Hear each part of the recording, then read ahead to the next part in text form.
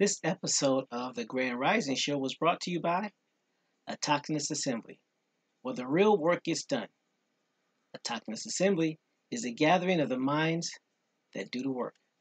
Now, for many of our first-time subscribers and first-time visitors, you may be wondering who Auchtoctones Assembly are. You can find this information about our mission statement and our core values on the website at auchtoctonesassembly.com/about. We are a nonprofit organization dedicated to raising up Indigenous American voices by using genealogy, also known as family history, or your family tree, which is the study of families and the tracing of their lineages and history. Genealogists use oral interviews, historical records, genetic analysis, and other records to obtain information about a family and to demonstrate kinship and pedigrees of its members. Our core values are the foundation of our company, which is essential to our success and serve as a lens through which we evaluate every business decision. Those core values are, but are not limited to, integrity, which is knowing and doing what is right; respect, which is treating others the way you want to be treated; responsibility, which is embracing opportunities to contribute; and servant leadership, which is serving the common good. Now, at Auchtoctones Assembly, we have a couple of goals here. And our first goal and foremost of the reason why we do everything that we do is to ensure that we help you do your genealogy and connect back to your tribe and find out where you are from. Everything that we do from the standpoint of the Grand Rising Show and all the information that's posted on the website is dedicated to that one specific purpose: helping you find your genealogy, find your relatives, find your family so that you will know exactly who you are. And if you choose to, tie back into your tribe, whether that tribe is a Native American tribe, an American Indian tribe, whether it's allowing you to determine which house in Africa that you belong to, or what clan of Scandinavia or Europe or France that you belong to. Either way, our goal is to do just that, help you find out who you are so you know exactly where to start. We are not here to tell you who you are, and we're not here to tell you who you are not. We're just here to help you discover your beginnings. Another one of our missions is to help you become financially independent so that you can help your generations for the next 7 generations and be able to put a stable foundation for you and your relatives. And if you should choose to use this information that we provide free of charge to help not only yourself, but your community and your tribe, then we will do everything in our power to make sure that gets done as well. And remember, our goal here is to make sure that we help you get exposed to this information to put you in the best situation possible. So now what I'm going to do now is return it back over to the panel to see if there was anything I missed, and I will go ahead and get set up so we can get ready and get digging into this information. Panel, take it away.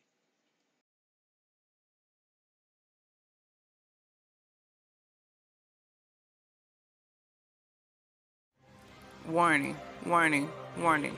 Hard hats, pickaxe, shovels, boots required.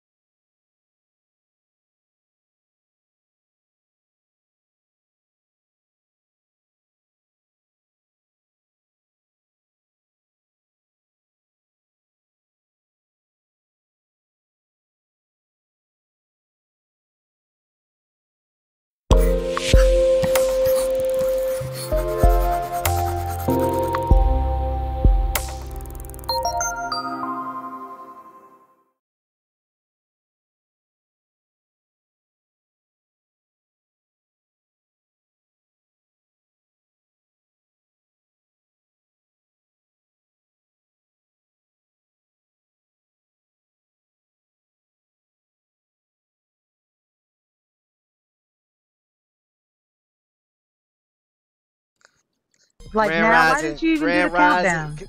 You know what? Grand Rising, Grand Rising, everybody. Hope everybody's doing well this rising. Grand Rising, Copper. Grand Rising, Gabrielle. Grand Rising, No Sellout. Grand Rising, Bounce. What's up, y'all? How y'all doing?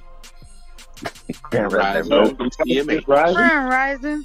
Peace to the panel. Peace to the chat. I knew it was going to happen one of these rises. I couldn't even get the chat out. My bad. I was on the last bit of my oxygen there. So we should call you Wet Mike with asthma? Is that what we should call you? Hey. Now, I done had asthma since I was 2. Don't joke. Just put a napkin on it with an inhaler. There you go. A filtered inhaler. This is what we doing? I mean, I might have to. Grand Rising. Yeah. So Grand Rising. Peace to everybody. Glad you was able to make it this rising. Glad you was able to catch the cab. Want to say peace and Grand Rising to the new subscribers to the website at auchtoctonesassembly.com/forum. And want to say Grand Rising and peace to the new subscribers to the YouTube channels, whether they be the Titans Assembly YouTube channel or whether it's the Cap Grand Rising YouTube channel. So thank you for subscribing. And I want to say peace and Grand Rising to the silent majority. Without y'all, none of this happens. None of this exists. None of us exist. There's no social media. There's no politics. There's no people. There's no Indians. There's no Africans. There's no nothing. So just know without y'all, there is no us. Peace and Grand Rising to the best chat on earth. On earth. Hopefully everyone's doing well. So we're going to do this roll call. And we're going to get it in because we don't have a lot of time this rise. You know, Gabby got places to go. Yeah, okay, put it off on me. This is what being on point means. This is what it feels like. I don't know what you're talking about. Don't get a countdown. Nah. I mean, look, whenever you ready to run OBS, just holler at your boy. You got it. Oh, okay. You got it. You got it. My bad. I misspoke. Roll call. Oh, Lordy, I'll never roam the streets again. Roll call. Grand Rising and peace to Celestial Love. Grand Rising and peace to Copper Color Ancestor. Grand Rising and peace to Michael Harris Brown Cheek, aka the YouTube Assassin. Grand Rising to Mr. TJ, aka Ratchet Man. Grand Rising to Original Tillers. Grand Rising to Paladin 9. So that's what we got over there. Grand Rising to Nature's Void, aka Patty Bus. And he should be coming around the corner in the next 40 seconds to pick Gabrielle up. So Gabrielle got there at the bus stop. So you'll miss your ride.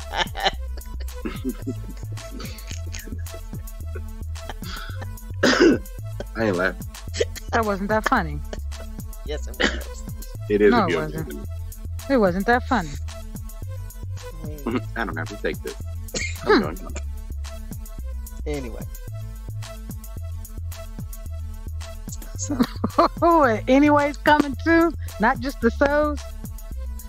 you finished? Let me know when you're done. You know, so we can get moving.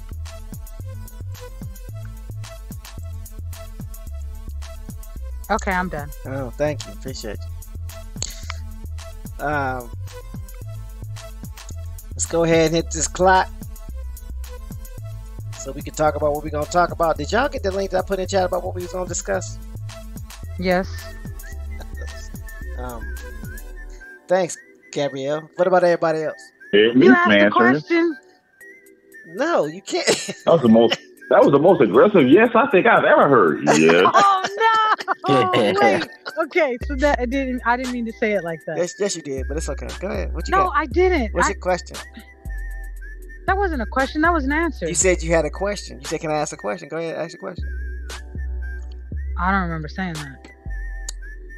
Oh man, I'm so serious. I don't remember saying that. I'm so glad this is recorded. I just said that. Yes, you did. Okay, yeah. I mean, I was thinking, but I didn't. Okay, my bad. I didn't know. Not know. I was okay. My bad. I say she was thinking out loud this rising.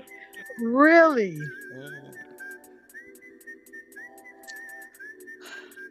Okay. Yeah, my bad. I didn't know I said that out loud, and yeah, okay. So I'm gonna hit this clock. Okay, is that all right? Is that okay? I can do that. Thank you. Hitting the clock right now.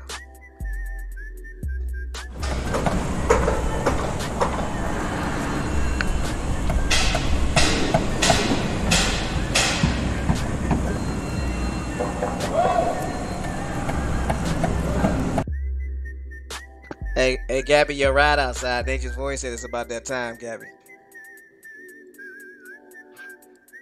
The padded bus. It'll pick you up. You make me sick. You make me sick. I don't know what you're talking about. Anyway. No, I don't like you right now.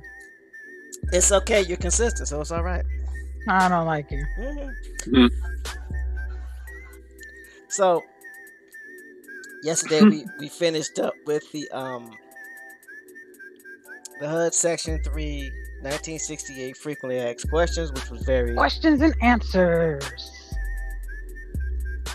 It was very beneficial. I know I learned a lot. Grand Rising Doodoo Vision, Grand Rising Dat Boy Doodoo Wig. Vision. Very beneficial for me. I learned a lot.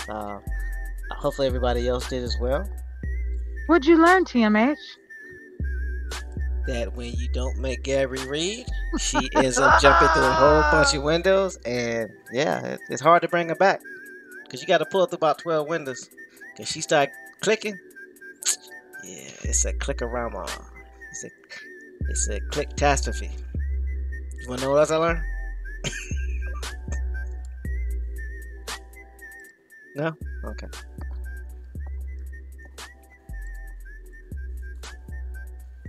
So, what we're going to be covering today is PIH, which is an acronym that stands for Public Indian Housing.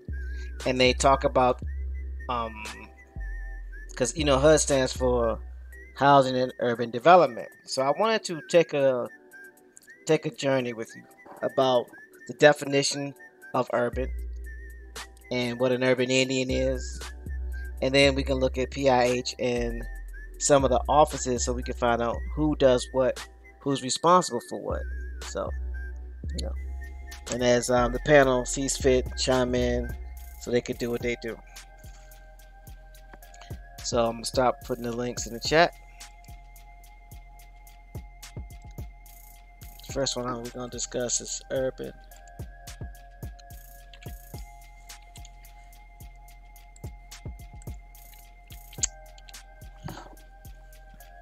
Go ahead and share my screen. Yeah. Urban. It sounds like a bad word now.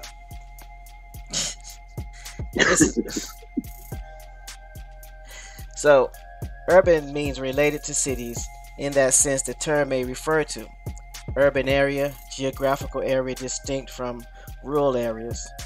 Urban culture, the culture of towns and cities, sometimes used as a euphemism for quote-unquote African American culture. And this is important because this is the only time that it really addresses a people as far as a culture, right? Like in the definition, that's the only time they reference the people, right? Yeah. That's all I see. I mean, I don't see another people listed with African American, quote unquote. Exactly. So, and I wanted to point this out One, for those that like to create narratives. And two, so we can get a better understand who these urban people are. We'll do something right quick. Teammates, I know it's just Wikipedia, but I think you kind of like put it to bed already. You kind of buried the lead here with that one. You put the link in both chats or just one? It's in the back chat. I put it in the back chat. I put it in both chats. It's the first. It will be the last link. It's a group of links, but it's the last link. I clicked the first one. It depends on where you're at. Oh yeah, I'm sorry. I'm in the House of Horrors. So I'm looking it up on the dictionary.com just to, See, I wouldn't have caught that. When you said it depends on where you're at, the first thing I thought was like, what does he mean? Yeah. Oh, it depends on where you're at in the chats. They have numerous chats. Plural. So, according to Urban Dictionary, according to dictionary.com, stop it. So let's go. I'm mad because he read the wrong thing. I know I've been looking at Urban Dictionary too. And why is it called Urban Dictionary? Hold on, my bad. Go ahead, teammate. I'm trying to be a mutant. According to dictionary.com, urban means of, relating to, or designating a city or town, living in a city, characteristic of, or accustomed to cities, or citified. That's the adjective. Ooh, citified. Yeah. So that's like Hasidity. This is interesting. The origin of urban, Latin urbanus, equivalent to herb, stem from herb, city plus anus. And that okay. Morning show. Yeah, that's not the. I don't think that's quite the.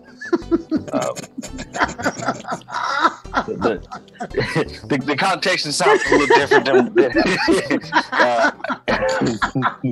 I'm gonna go back home. Yeah, that's the etymology because I pulled that up as well. Yeah.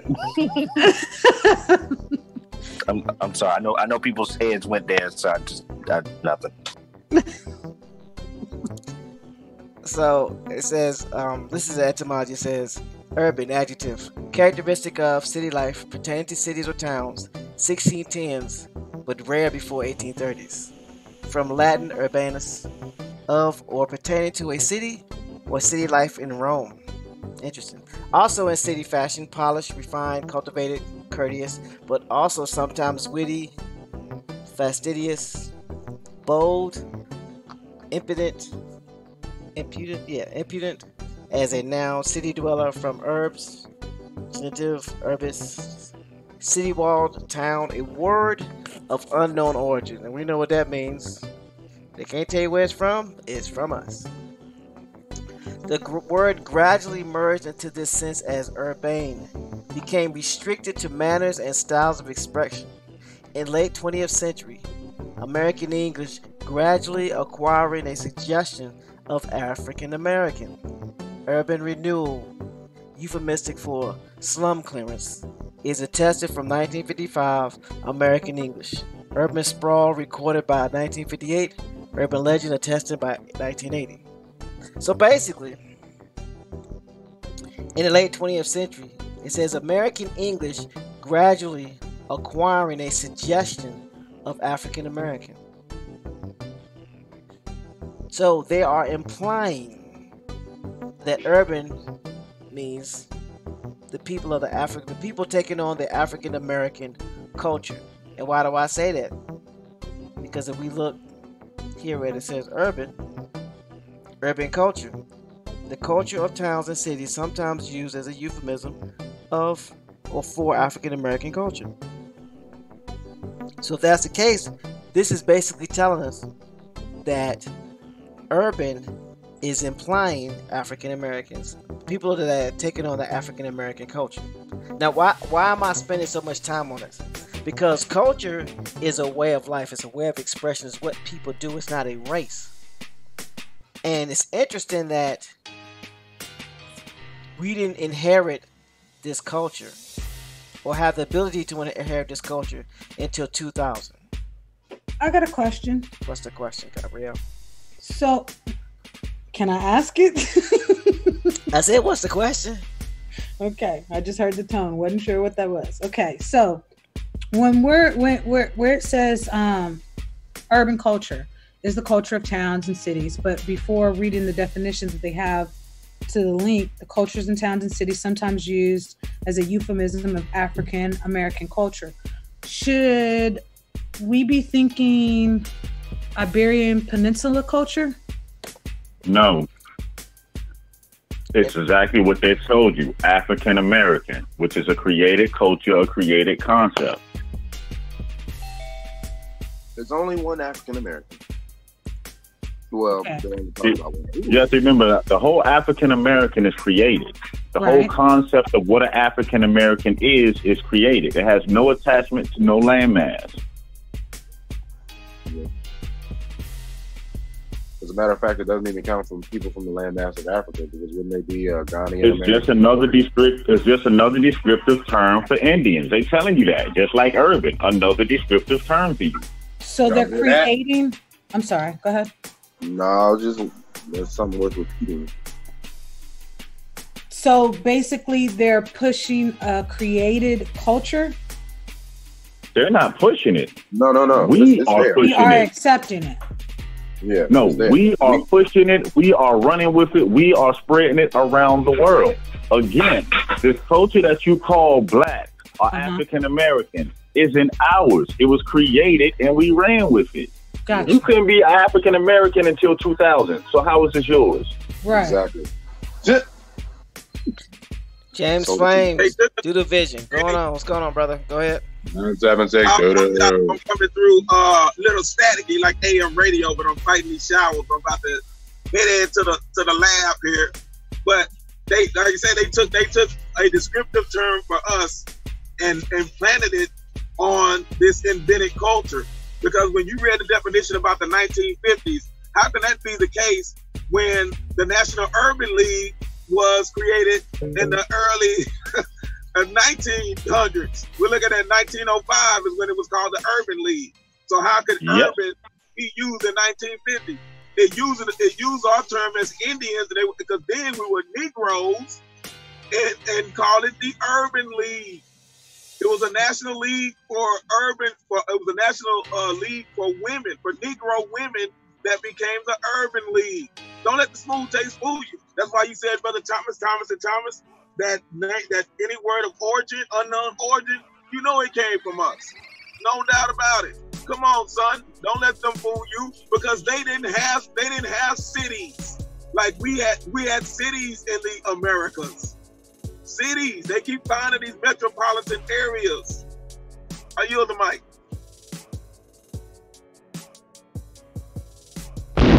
Hold it now. Wait a Like we minute. said, something that was created and we adopted it. No questions asked. Right. So I wanted to put that out here because as we start looking at this definition that they're going to force feed us for urban Indian, you're going to see how they're implying but not implying something different than what it actually is. So, urban Indian according to Wikipedia. Put this link in the chat.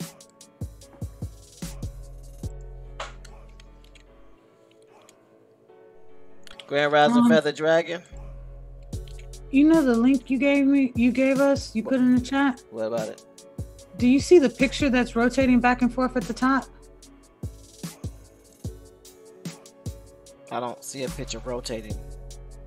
Or moving side to side? I don't see a picture. Oh. You talking about for urban in Wikipedia? Yeah. You're probably looking at an ad or something. Or yeah. You may have a pop-up. What do you see? Wikipedia. A picture. Here we go again. I'm sharing my screen. I don't see I'm a picture. sharing. Let me share my screen real quick. What you're going to need to do is you're going to need to get that AOL disc to get that.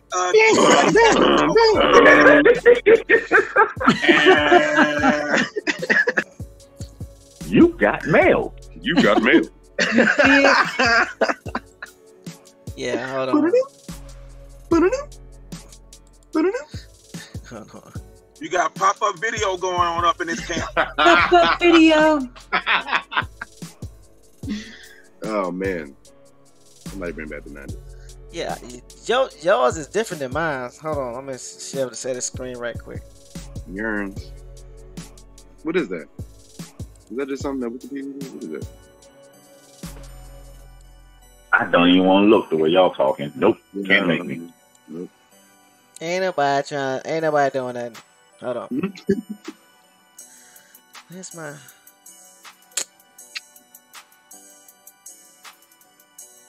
Take it. Hold on. TMH, do you think sometime today we'll be able to find where urban means somebody else other than African American? It's implied that it means us, but Yeah, they will make you think it means pale Indians, or they'll have you thinking urban Indian means Indians or Indians on a reservation, meaning the Plains Indians that moved into urban areas, and that's not true. Yeah, all you have to know is this. Anytime you hear the word urban, they're talking about you. And you know what? I think most people before this came up already knew that, but maybe they put a veil up themselves when this information started hitting them in the head too much.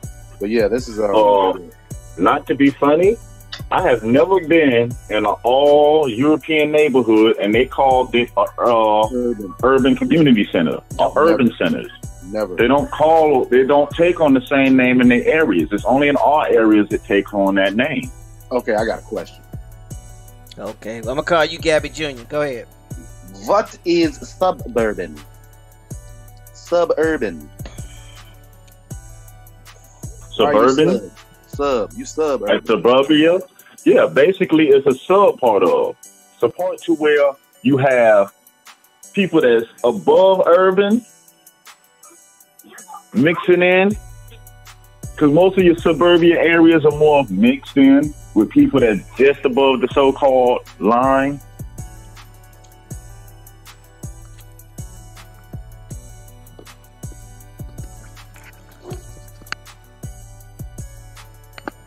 What happened? Where'd he go? Suburbia. I mean, look at the word sub. Sub, what is sub? Time out, coach. Below.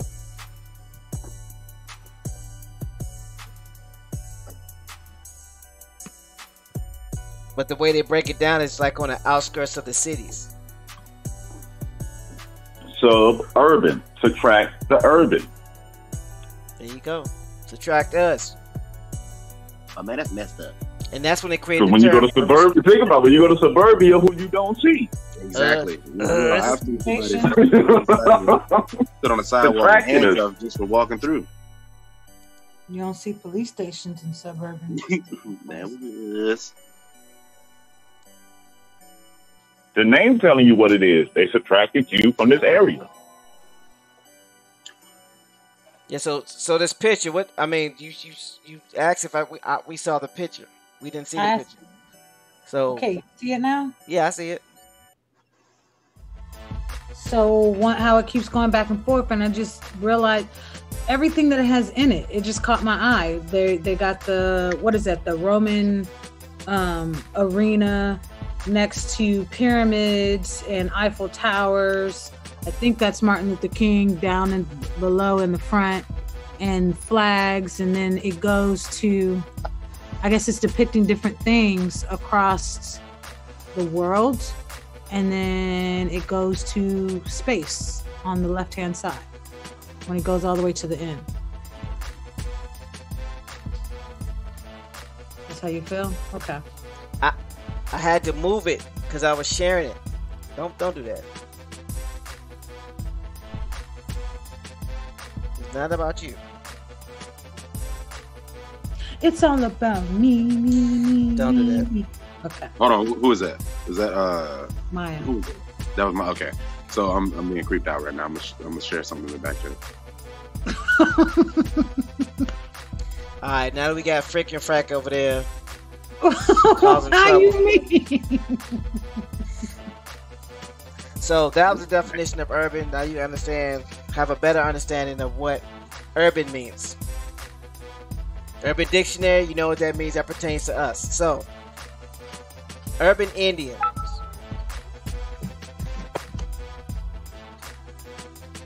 So, urban Indians. Urban Indians are American Indians and Canadian First Nations people who live in urban areas. You see how they did that? They said urban Indians are American Indians and Canadian First Nation peoples who live in urban areas. So what they're trying to make it sound like, or what they're trying to intend, is that there were Indians that moved into these areas where African Americans are. Then it goes on to read that urban Indians represent a growing proportion of the native population of the United States. The National Urban Indian Family Coalition, the NUIFC, considers the term to apply to individuals of American Indian and Alaskan Native ancestry who may or may not have direct and or active ties with a particular tribe, but who identify with and are at least somewhat active in Native community in their urban area. Why is this portion important to understand?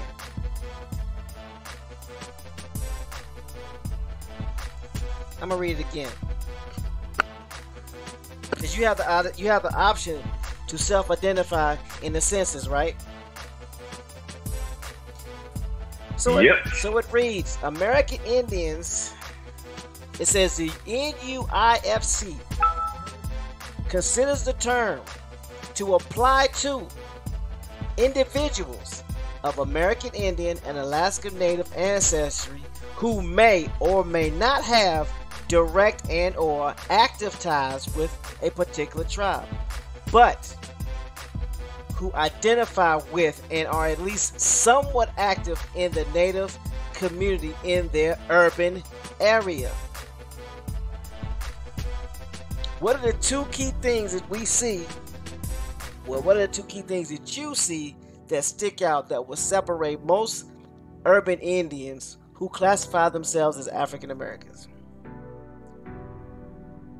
That would keep them from being recognized as an urban Indian, according to the NUIFC.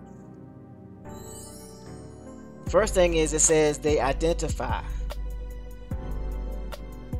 and are at least somewhat active in the Native community in their urban area. Has anybody ever seen a Native community?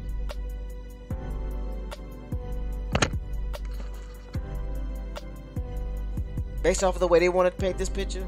So what is a Native community? I'm about to say, what do you mean by Native community? It's not what I mean by Native community. It's what the NUIFC says Native community. So let's look up Native community. Right. What is the rubric they're saying? What is the rubric they're setting up for this, rather?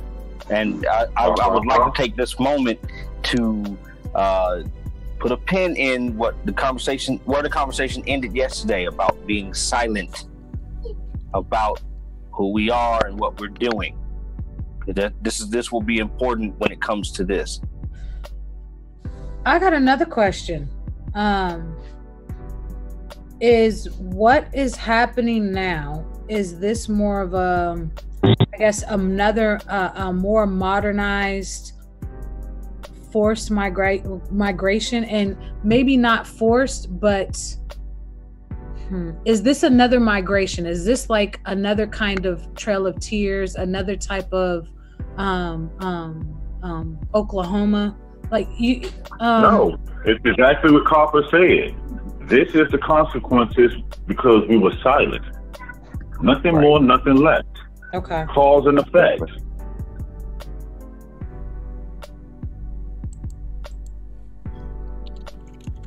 This is what your silence gets you.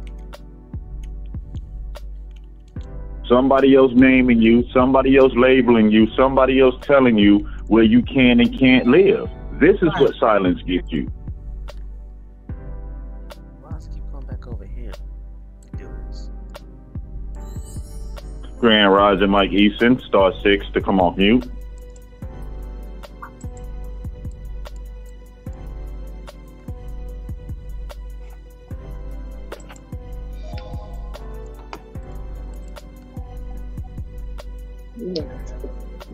Shut up. Okay. There we go. You kicked him out? I didn't kick him out. I was trying to bring him over so I can bring him back in. There you go. Alright. *6 to come off mute. Peace, Grand Rising. What's your name? Where you going for?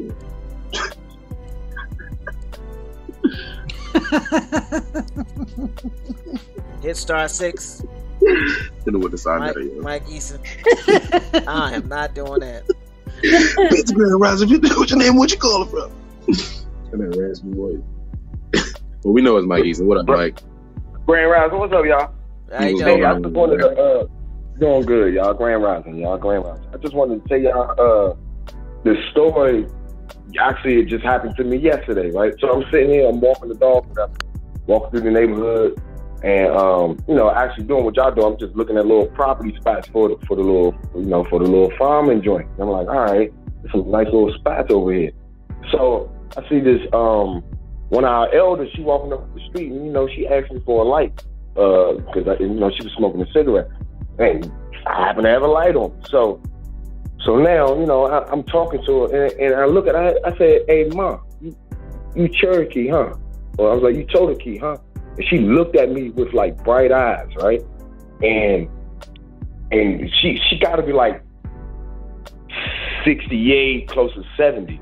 And she was like, I am Cherokee. And I say, so, Ma, so when did they change our name to African American or whatever? She was like, first of all, honestly, we never dealt with the Africans. They never liked us. And I was like, is that it? I was like, really? That's so? She was like, they never liked us. And she was like, my family got mad when they started trying to change the name to African American and Black. And I was like, so what you call yourself? She was like, I've always put down I'm American Indian. I've always put that down. So, and her name is Miss Wanda. You know what I'm saying? So knowing that our older folks are starting to say this now, and I'm like, why our youngins? Because I know she got family. Why are they saying they something different? And y'all talking about this today was like it's blowing my mind, because that's what I'm going through in my family right now. A couple of us know who we are, but then there's a couple of us that are like, nah, Black Power, African American, this and that and this. But they ain't doing nothing. You see what I'm saying? So I just want to let y'all know that it's a lot of our grandmas and grandfathers, they already know who they are. But how do we get our youngest to catch up with that? Yeah, you know what I'm saying? I feel like a lot of people are just coming into the name changes at different times. So you got the older folks who knew who they were. Then you got folks younger than them that, went to the African American side, I guess, even though that's not official till the 2000s. But yeah, I just think like a lot of people came in at different times of the name change, and they believe what they believe at their era until somebody tell them right. Bones, you was about to say something? Okay, my bad. But yeah, no, that's how I feel. I just feel like people are coming in at different times. You know what's funny though? Y'all remember like in A Different World and a couple of movies that came out in the 80s when they had I forgot the name of the movie, but they was all in college. One brother was like, he was like, oh, we gotta represent the motherland. School days. Like what's called Neo. I mean, y'all know what I'm talking about, Neo. But he was saying, oh, Black Power, this and that and this. Woo. And then the other brother was like, you don't know nothing about no Africa, bruh. I mean, there's nothing against Africa, you know what I'm saying? But he was like, I'm from Detroit, Michigan. Oh, you talking about what's the movie? Boys in the Hood in the beginning. Yeah, Boys in the Hood in the beginning when they in school. Yeah. When they in school. So you like, what in the world going on? So then you look up Detroit, Michigan. And I got a bunch of homies that's in Detroit, Michigan. And they was telling me, or who I trained with, and they was telling me, he was like, yeah, we used to always go to Canada. He was like, because we couldn't drink in Canada, but they would always allow us over there in Canada because we was from Detroit, Michigan. And I was like, wait a minute. So if you from Detroit, Michigan, how are they letting you into Canada when you are United States of America citizen, but you're so close to that borderline that the Canadians must, and they have to know who you are to even allow you to be able to come over from Michigan over into Canada and Canada back over into Michigan, back and forth, or into Detroit and all that area. You know what I'm saying? So it's like, well, how was y'all able to do that? They was like, well, I guess they knew who we was. So they allowed us to come up in and out of there, you know, because in high school, we couldn't drink, but when we went to Canada, they could drink. And so they was telling me those stories and stuff like that. And I was like, it's only got to be a reason that they know who the people are. You know what I'm saying? The Mounties know who the people are. You know what I'm saying? I just wanted to say that spiel, y'all. So I appreciate that. No problem. Glad you called in to share it. And all the stuff that y'all talking about as far as the hood and all that, like we working on it. We already started working on the joint, and it's real, y'all. Like it's really real. You know what I'm saying? Like the joint is real. So some people don't know about it, and I actually was talking to my dad about it, and he said, "Son, we don't." His birthday was yesterday. Happy birthday, Dad! But he was like, "Son, the problem is us as a community, we really just don't know about it." And I was talking to one of my students who actually works with the government, and she used to do, I think it's called something different in New York. They got hood, but they also got something else that's different. And she said, yes, it's money out, and she's what we would consider a European or white lady, right? She said, yes, this stuff is out here for the community, and it's actually out here for your people. Like, y'all just don't know about it, and no one's going to talk to you about it. Like, no one's going to talk to you about it. Y'all got to just do it for yourself, but it's out here for you. They got so much out here for you in particular. I was like, wow, that's the first time somebody ever told me that. That's from a different culture. You know what I'm saying? So that's pretty interesting. Yeah. Man, that's what's up. Y'all, appreciate y'all. Love y'all, man. Y'all be safe. I'm gonna keep listening to the show. Love hearing your voice, Uncle Doodoo, man. You the man. I've been spreading your letting everybody know on Facebook, man. I've been shooting y'all stuff out to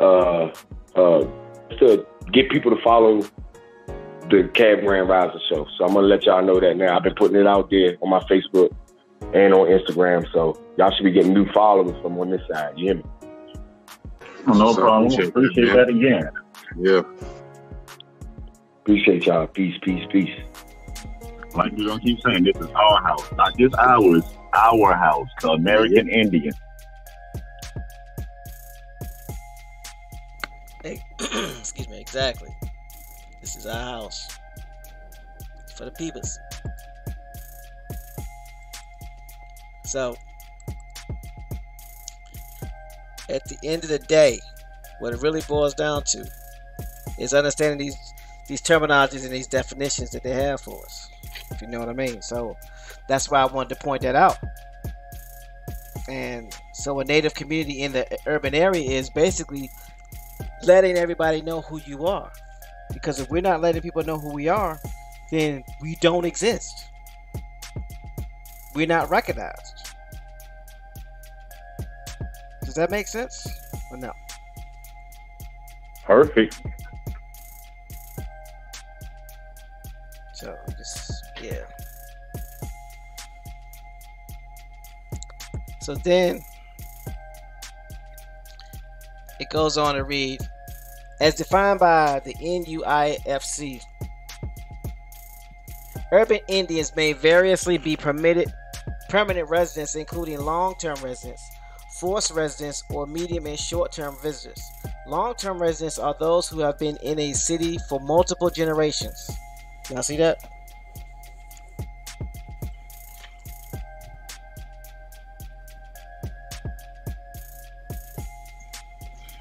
Multiple generations. So, sorry about that. Phone call keep coming in. Some are descendants of the people who traditionally own land that has been developed as an urban center. Forced residents are those who are forced to relocate to urban centers by government policy or by the need to access specialized health or other services. Medium and short-term visitors are in a city to visit family or friends to pursue an education. The term forced residence is a contested term.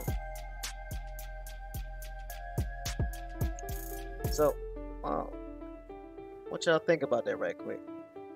Give me a moment. I gotta check something out. Yeah, it's kind of funny that falls in line when they tell you about the migration or movement of an area.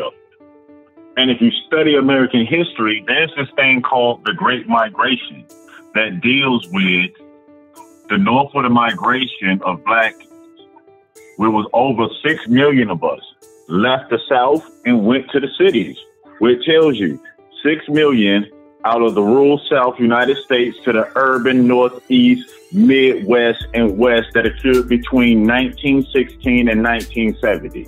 Now you add in urban community. You add in urban Indian that falls right in between all this that's going on.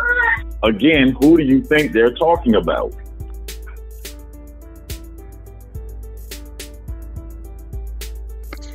There's only one mass migration of people leaving the South, going to the North for jobs and finances. To the point, they call it the Great Migration because 6 million of us left the South to go to the North. 6 million, y'all.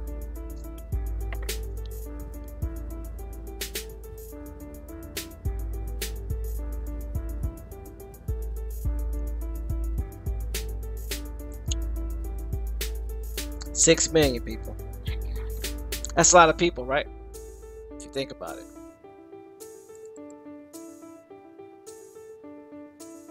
So we have to understand how things are being portrayed, how things actually are, and the terminology, and what our responsibility is to make sure and ensure that we are recognized as these urban Indians. Because right up here, it says, the National Urban Indian Family Coalition considers the term to apply to, so this term applies to individuals of American Indian and Alaska Native ancestry who may or may not have direct and or active ties with a particular tribe, but who identify with and are at least somewhat active in the Native community in their urban area. So how do you get active in your Native community? What happens if you don't have a Native community? Start one.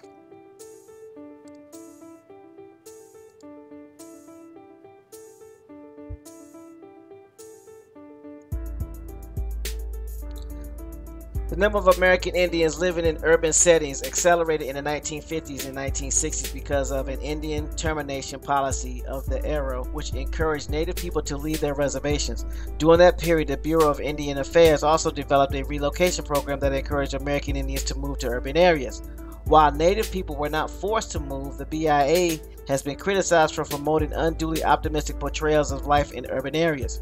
Many Native people are simply unprepared for the challenges of city life. They often encounter discrimination, had difficulty getting jobs and housing, and many return to their reservations. The program was abolished in 1970 since that era. However, many American Indians have moved to urban areas, have moved to urban areas by their own choice and without any assistance from the BIA. The 2000 U.S. Census indicated, now see here, this is important. This is where they get their numbers for urban Indians.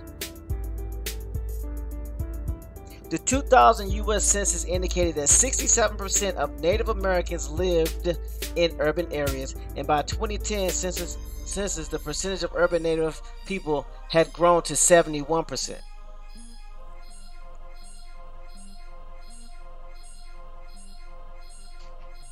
So it only increased, they're basically saying it only increased 4% in 10 years. Why is that? Well, many of us didn't know we were Indian, and two, those of us that did know we were Indian probably were not participating in the census. So if they're using the census to determine how many of us are in these communities, and we're not active in the community, and we're not being counted in the census, what's going to happen is we are going to be in jeopardy of losing these HUD Section 3 funds. Just let you know. Much of the scholarly literature of the 1970s and 1980s focused on the great hardship that Native Americans encountered in urban areas, especially the failures and abuses of BIA's relocation program. But more recent scholarship has demonstrated that Native people were resourceful and able to adapt to the demands of urban living, just as poor European immigrants had done in the 19th century.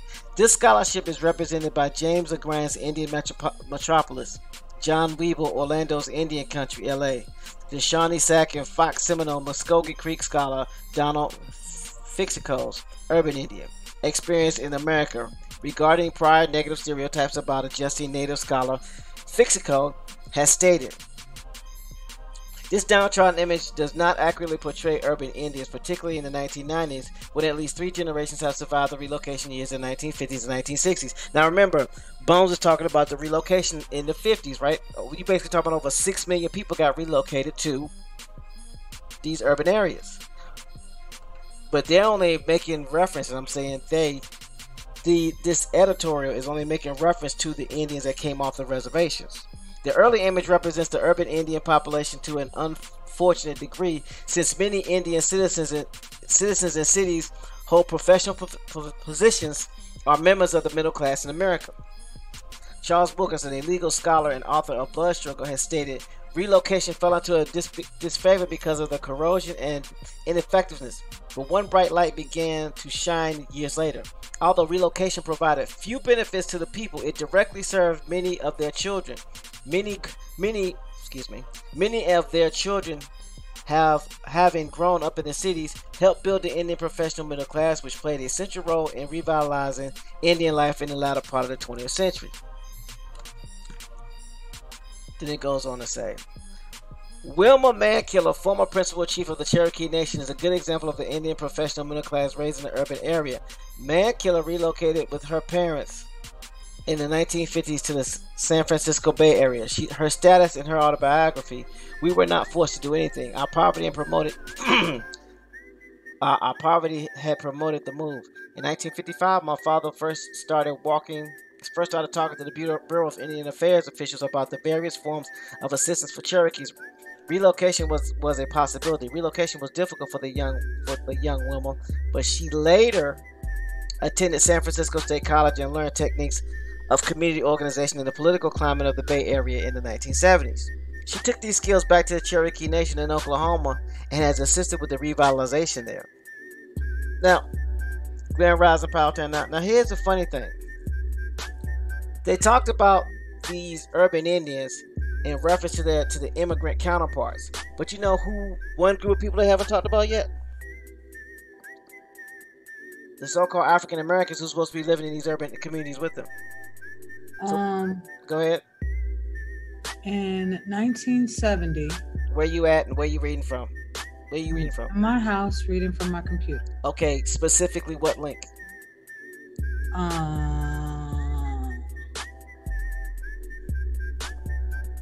Google. What page are you reading from in Google? You'll stop skipping over you. It's a graph that I'm looking at. I wanted to know the population, the overall population in the U.S. in 1970 in comparison to the 6 million that migrated. And it's just on the page, on a Google page. Can you put the link in the chat? It's on Google. What Google page are you talking about? The Google to the... I don't know how to answer this. So put the link in the chat, though. There's not a link, so I'm sharing so you can see what I'm doing.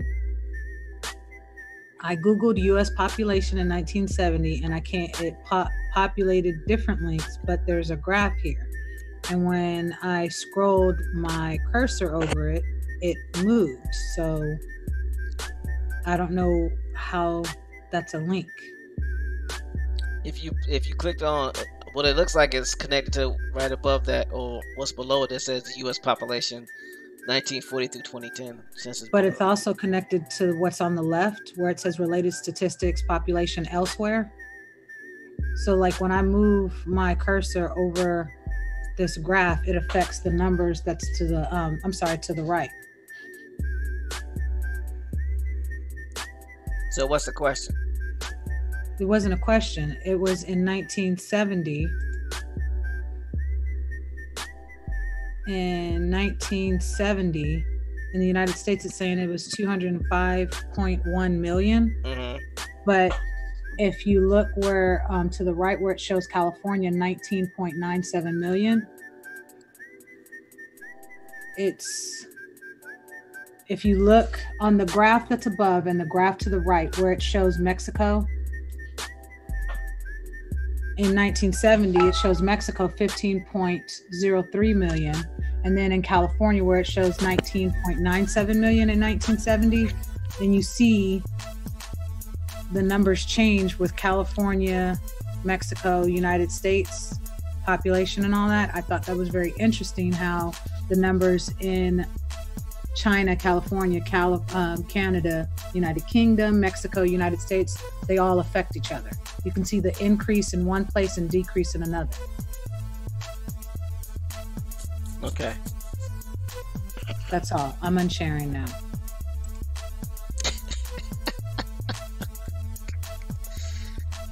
I just didn't know how to answer your question. Gotcha. According to what we're seeing here and what we're hearing, they're addressing the urban American Indians, but they're not talking about the interaction with the so-called African Americans. And I find it interesting that they are so far thus leaving the so-called quote-unquote African Americans out of the conversation when you talk about living in an urban community. How do you live in an urban community and not have any interaction with the African American population? Anyway, that's because the urban Indian is the African American. I know, and that's why it's written that way. Right. And as long as they write it that way, they got what? Plausible deniability. Mm-hmm. That's why they written it that way. Exactly. And that's what this is. Yeah, that's what this is all about. Plausible deniability. See, they will never tell you that you're not, but they can't. At this point, the way they have it set up, they don't have to tell you. They're not obligated to tell you. So, and with that, you have to figure it out. Or if you don't make a claim, if you stay silent about it, like you said, then everything stays the way it is, and everybody else is allowed to come here and lay claim to it because you won't. Exactly. So, it says anthropologist James Clifford has argued that although many Native Americans and other indigenous peoples live in urban settings away from their ancestral homelands, this does not necessarily mean that their connection to those lands are severed. He points out that many Native Americans have traveled back and forth between cities and rural communities and maintain active ties to their ancestral land, even while not occupying them full time. I don't mean to cut you off, but you said something that stuck out. Rural communities and what communities again they're going back and forth from? Okay, it says many Native Americans travel back and forth between cities and rural communities and maintain active ties to their ancestral lands, even though while not occupying them full time. That is very slick how that's written. I mean, not to be funny, I know one group that's always going north and south, always coming back south, visiting their relatives that's still living in the south, that would be but us. Really don't have no attachment to the land. Clifford argues that this suggests that even for urban indigenous populations, the relations to ancestral homelands have been highly significant. This relation may take on a different meaning for them than for the people who inhabit their homelands continuously. Now, future of Indian urbanization. It says Cherokee scholar Russell Thornton, a demographer and professor at UCLA, has pointed out that Native Americans tend to intermarry with non-Indians at an increasing rate. He attributes this partially to the increased urbanization of the Native American population. Continued urbanization is likely not only to result in increased intermarriages, as more than as more and more Native Americans come in contact with non-Native peoples, but also to diminish further the identity of Native Americans as distinctive tribal peoples tied to specific geographical areas. Although there are issues facing urban indigenous communities, such as intergenerational expressions of violence against women or manifestations of marginalization in a form of substance abuse, urban indigenous communities are not severed from their histories or cultures, but rather finding new ways to revitalize what was lost and stand up to centuries of policies aimed at erasure. Something just ran across me. What's that? It made me feel like, you know what? I don't believe I missed that and just caught that. Urban Indian. We know the definition of urban, right? Mm-hmm. And we know the definition of the Indian, right? Mm-hmm. If urban's supposed to mean us, and wow, they telling you in the name alone, y'all. Yeah. If urban means us, applies to us, and then you put Indian at the back of it, who are they still talking about? They're talking about us. They double down on you. And that's the reason why you don't see any of them. There is nothing in here talking about the urban Indian communicating, or because it says, and it's funny, it says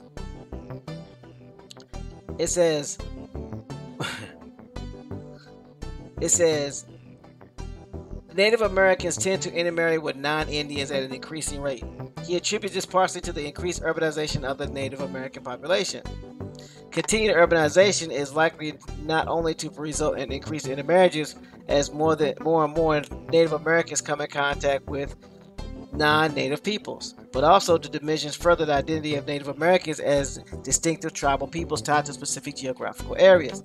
Although there are issues facing urban indigenous communities, such as intergenerational expressions of violence against women or manifestations of marginalization in the form of substance abuse, urban indigenous communities are not severed from their histories or cultures, but rather finding new ways to revitalize what was lost and stand up to centuries of policies aimed at erasures. That's pretty much us.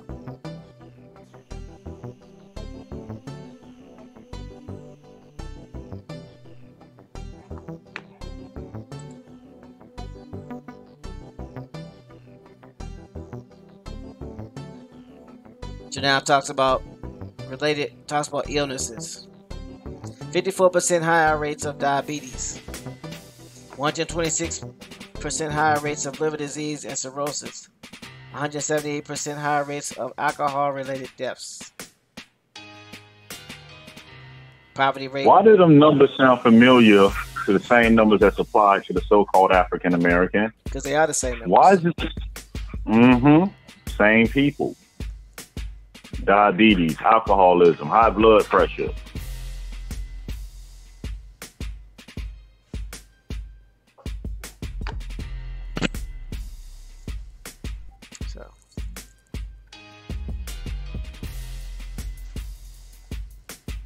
So that's your urban Indians, people.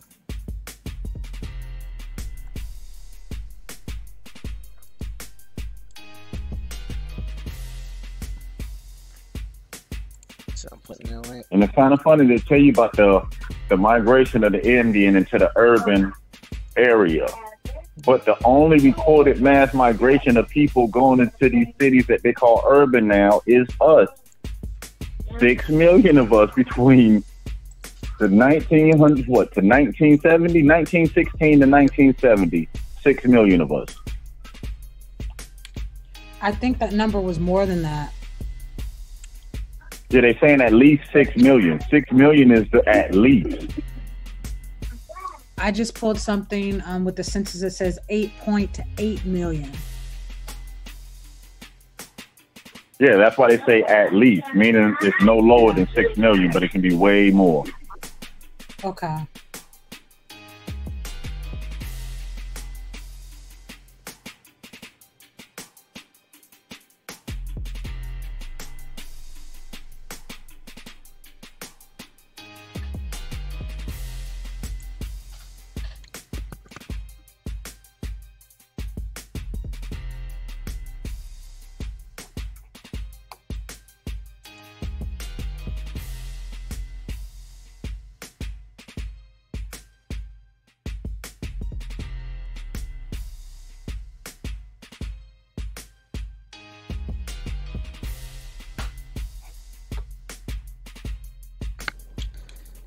All right, so I put the link to the chat. I put the link in the chat about the PIH, which is Public Indian Housing. Let's go. What? No, I'm ready. I mean, because they have to explain that. If the original name of HUD, before it was HUD, it was PIH. They have to explain why. Yep. And then you got to explain why it was changed. Oh, they're about to change it again, too. About to change it again. Yep. You don't look at your... And that's the other thing. Notice how every so often things have to change with us. Every couple generations, every couple decades, something has to change. There's always a trend that changes whenever in regards to us, because we have to stay in flux. If nothing's ever the same, we're constantly being redefined. And if we're redefined, we can never connect back to being Indian, because we got generations that come and go that don't have that connection. And at that point, when you have two or three, all it takes is 2 generations. When you got 2 generations that are disconnected from who they are, now you have a people who, as Dr. King had said in his Dive of Dream speech, exiles in their own land.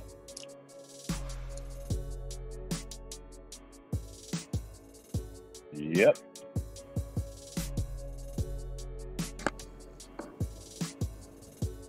So, I mean, when they're going to address that King march for PIH? Why would he be marching for PIH? Yeah, he was marching when it was PIH, not when it was changed to HUD. Actually, I believe it's still PIH codes and not HUD codes. Yes, PIH codes. Yep.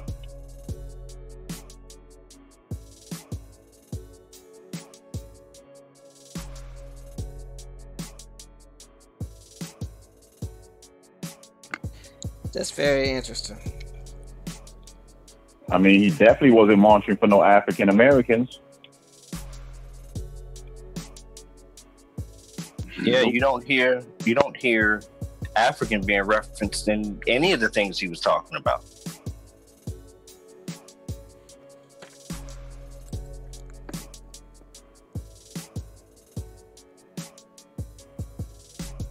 Think about it. These are individuals that had contact with other world leaders, but you never heard them say that.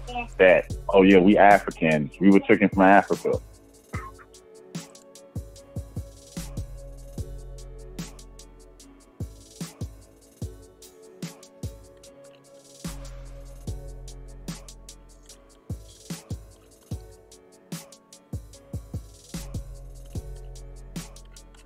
But then again, the census tell you there was no African Americans before the year 2000. I mean, it's regardless of how anybody feel or what they want to say. The truth of the matter is African Americans did not exist until the year 2000.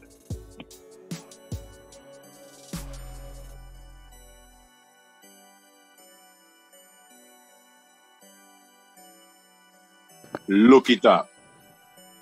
We're talking about officially. You can call yourself that. You got so used to it, you thought it was official. Not until recently.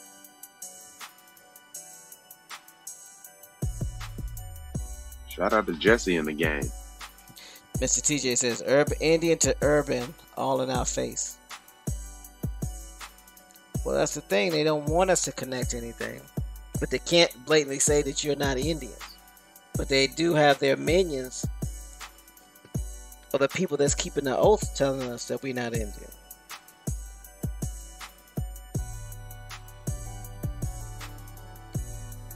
So It's mainly the ones that look like you.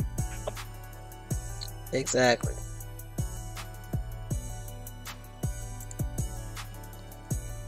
I mean, you have to ask yourself, why was the so-called black leadership the main pushers of the one-drop rule?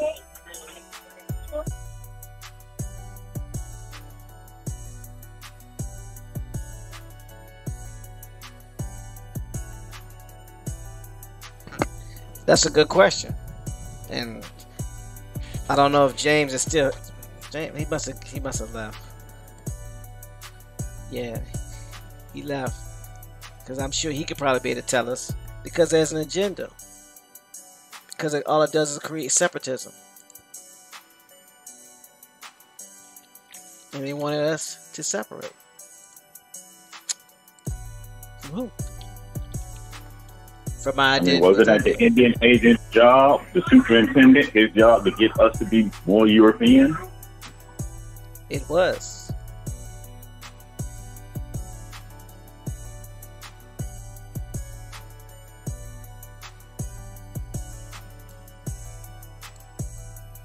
I mean, not to be funny, but your Auchtoctones and Jessies, wouldn't they fall under the title of Indian agent?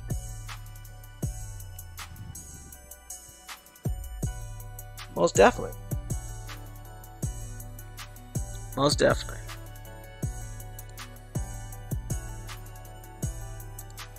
So, let's look up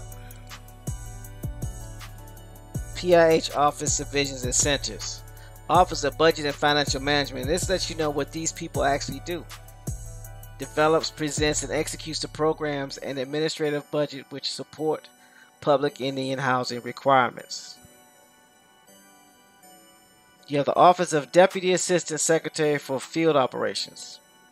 This is PIH Office of Field Operations, or OFO, oversees field offices comprised of hubs, program centers, and the Recovery and Prevention Corps. You have the Grant Management Center, GMC, processes, reviews, and awards categorical grants, determines formula grant allocations, and supports the public housing operating subsidy. Now, the reason why I wanted to go over this stuff, because if you know who controls what, or who's responsible for what, you know who to send what information is needed to get things done. Grand Rising Pamela Hall, aka my favorite former name, Pamela Hall.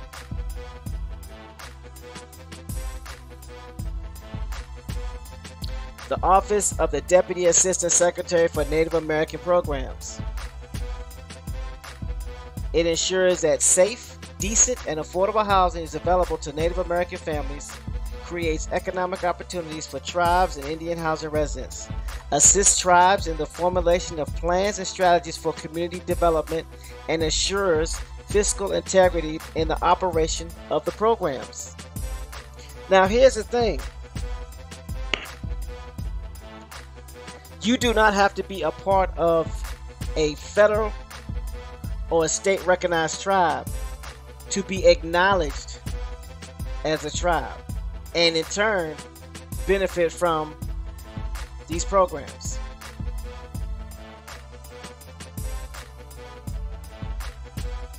If you can prove that you are an Indian of a particular tribe, you need to just let your state representatives know, your federal representatives know. Send an email certified receipt with who you are, what tribe you're part of, and how you tie in. And once you send it, you've been acknowledged. I know James has said that under numerous circumstances and situations, but that is suggested that it's done as a tribe. So you need to make sure your affairs are in order as a tribe. You got to be able to prove who you are. So, something to think about. The Office Planning, Resource Management, and Administrative Services are responsible for correspondence. They provide financial oversight and the evaluation of the programs developed by Assistant Secretary for PIH. There's also a Resource Management Division. There's also a Training Division. So think about this. You have Administrative Service Division, Audits, Evaluation, and Risk Management Division, a Resource Management Division, and a Training Division. Do we really have any excuses, people? There's an Office of Procurement and Contract Services. Provides the Assistant Secretary for PIH with technical advice and guidance for a broad range of contracted activities. The Office of Deputy Assistant Secretary for Public Housing and Voucher Programs. Remember we was looking at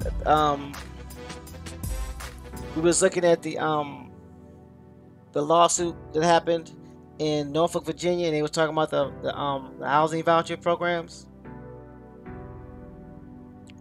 It said the Office of Public Housing and Voucher Programs develops nationally policies and provides funding and program direction for public housing and housing voucher programs. The Deputy Assistant Secretary, who also serves as Senior Advisor to the Assistant Secretary for Public and Indian Housing, directs the Office of Public Housing and Voucher Programs. Activities for the programs administered by the office average approximately $18 billion annually. Grand Rising Ohio player, Grand Rising EJ Carpentone. So check this out.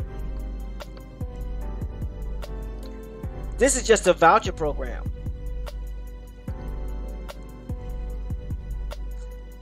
So the Senior Advisor to the Assistant Secretary for Public and Indian Housing directs the Office of Public Housing and Voucher Programs.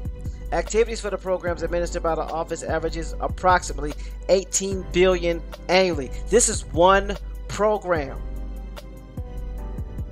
Approximately 180 headquarters staff members are involved in the execution of housing program delivery for both public housing and housing voucher programs. $18 billion is a lot of money for one department of HUD. But you know what's so funny? Why does it sound like that department is the department known as Section 8 today? That's exactly what that department is. That's what I was about to say. Because we talk about housing voucher programs there. Because that's the program that we as residents and as business owners get involved in. I have people coming to me all the time, and they're like, "Well, what should I do to set up my business if I want to get Section 8? If I want to get Section 8 housing?" I'm like, "You need to do more research on HUD." But more of us as business owners are renting out property to Section 8 recipients, which is not a bad thing, and that's not what I'm saying that you should or should not do. But that's the program that most people know about. They don't know about the other programs dealing with HUD. Yeah, that's a fact, and I apologize to go into a little bit of a testimonial. My grandmother worked before she retired, worked for the city of Portsmouth, which is right next to Norfolk, just across the river. My mother worked for the city of Virginia Beach, which is also connected to Norfolk, and she also used to work for the Urban League, Hampton Roads, and they both told me, like about a week or two ago, when I was talking to them about Section 3, they were both said that nobody knew about any of this.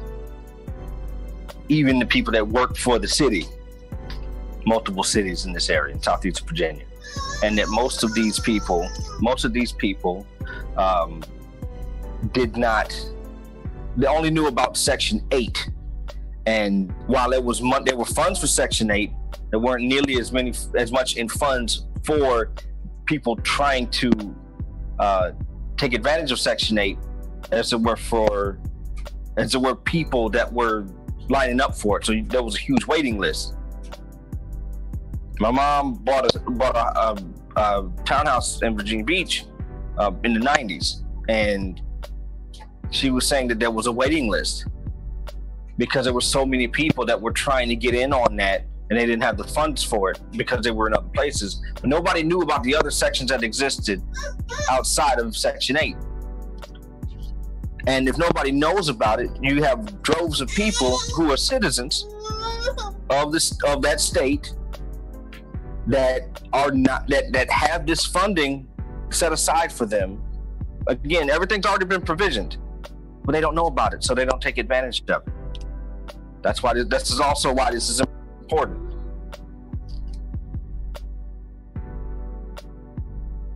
Correct. I mean, how many people are still living where they are, living with family, with friends, and they're waiting on a waiting list when they could be taking advantage of funds that are already there for them, that are already allocated for them. So a lot of people in this area and in other areas around the country are suffering when they don't have to.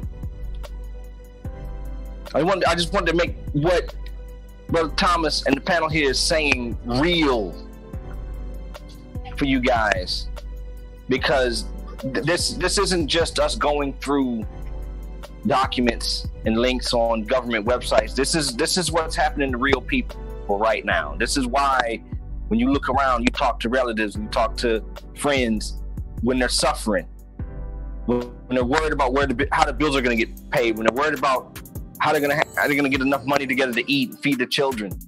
This is what we're talking about. This affects us in a very real way. And the thing that we need to get out of this mess is already set up for us. It has been set up for us. We just have to take advantage of it. We have to speak up.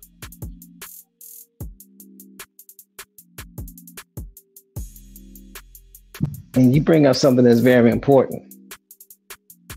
There was a waiting list for Section HUD recipients to find places, but there was not enough buildings or enough properties for people on Section 8. So Correct. Here's a question that we need to ask. What about the politicians in your areas? They knew about these funds. What about some of these funds? Absolutely. That's where that silence come in. Because we were silent, we allowed these politicians to get away and use these HUD fundings for buddy projects and make names because we were silent. What about some of your sorority and fraternal organizations that know about these programs? What about your Masonic brethren and sisters that know about these programs that don't tell you jack? I'm traveling. But they got all this money and they're doing all these great things and they're telling you that they're getting funded for this project and that project, but they don't tell you where they're getting their money from. But we as a people are putting the blame on the quote unquote white man when it's people that look just like us that's smiling in our face, not telling us anything while they're reaping the benefits and watching our communities go south. I mean by go south, I mean go financially south. Again, who's to blame?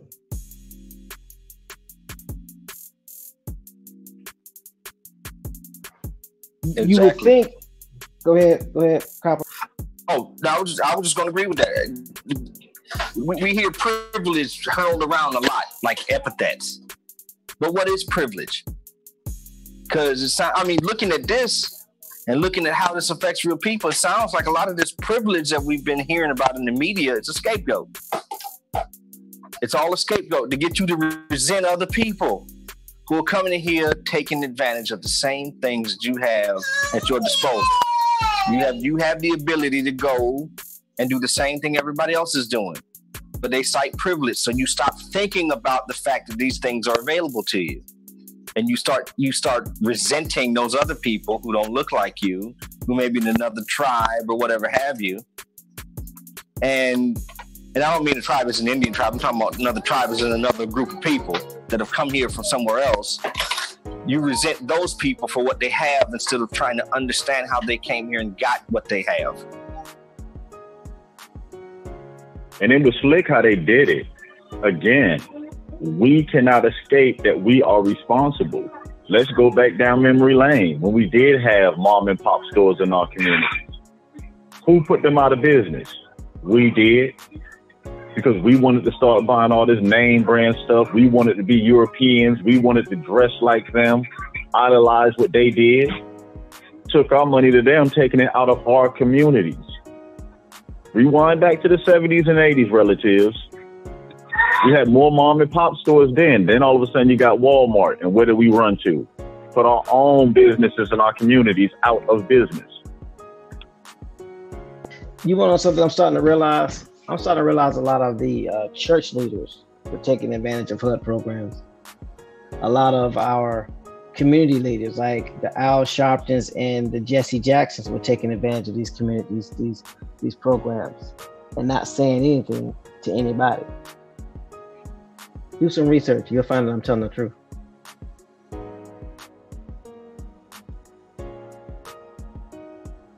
I mean, it's just like how Brother James said last week about approaching your neighborhood Home Depot, and you come to find out they got community garden programs already set up. You just have to go inquire about it.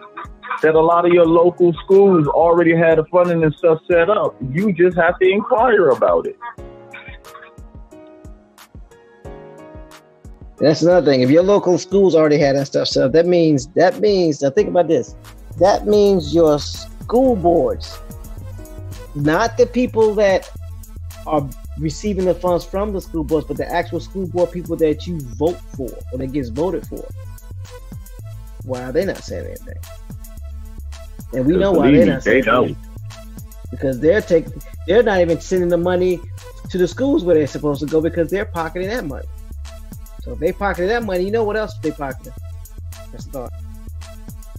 See why silence is deadly?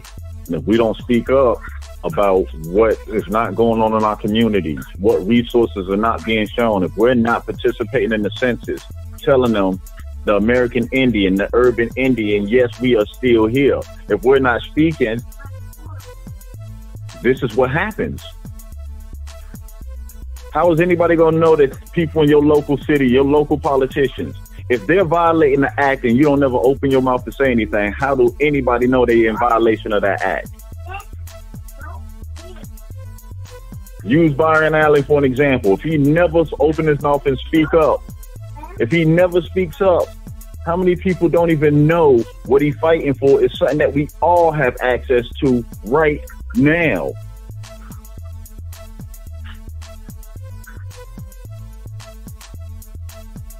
And look at how many people that look like us that been in the entertainment, your Tyler Perry's and all these other people that know the same information that Byron Allen knows, and they chose to say nothing. Your Oprahs, nothing.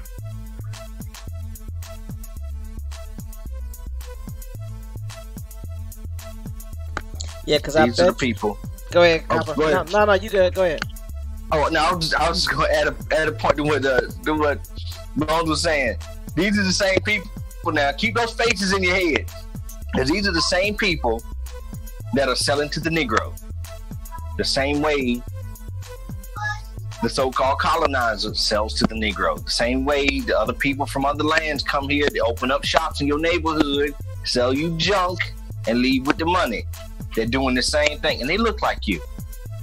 And they print magazine covers with their faces on them to get you excited about them, to make you feel good that they look like you.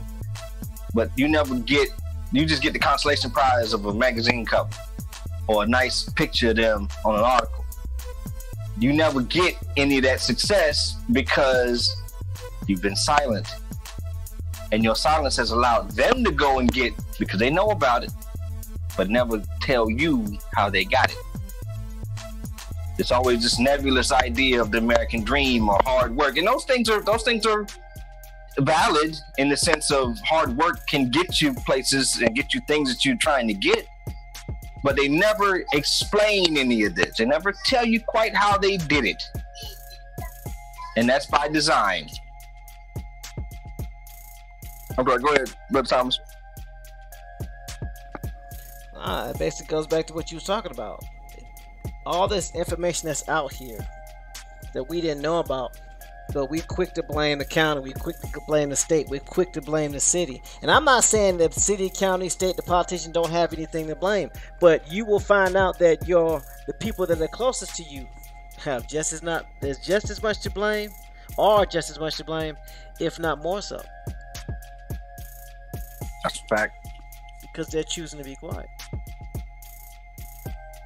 So at the end of the day, you have to look at, we know this information now, what are we going to do?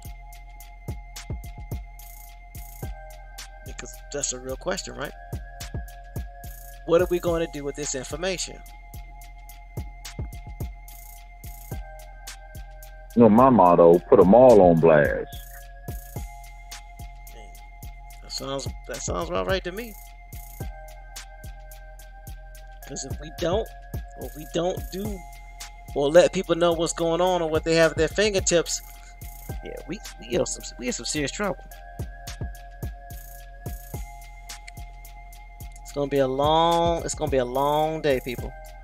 If we don't. Yeah, EJ Coppertone, it's to the point to where we went from running trade and designing what was being traded, so now we are only the consumer of what's being traded.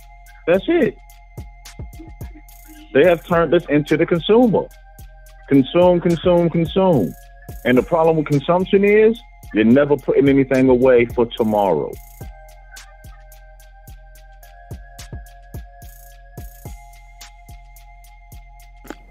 Facts. That's an absolute fact. And I had a conversation with Ms. Gabby the other day about how when we got turned into consumers, because this wasn't an instant thing. This was a process, and in this process, as our classification turned into being urban and being urbanized, the idea was that they were going to start selling to the urban. They were going to start making urban things. Who does McDonald's market to? The urban environment, the urban demographic. Mm-hmm. Who does Coca-Cola and Sprite market to? Urban. These aren't exactly. These aren't the healthiest things for us, but they're marketed to urban people. They're talking about you, Indian. They're talking about you.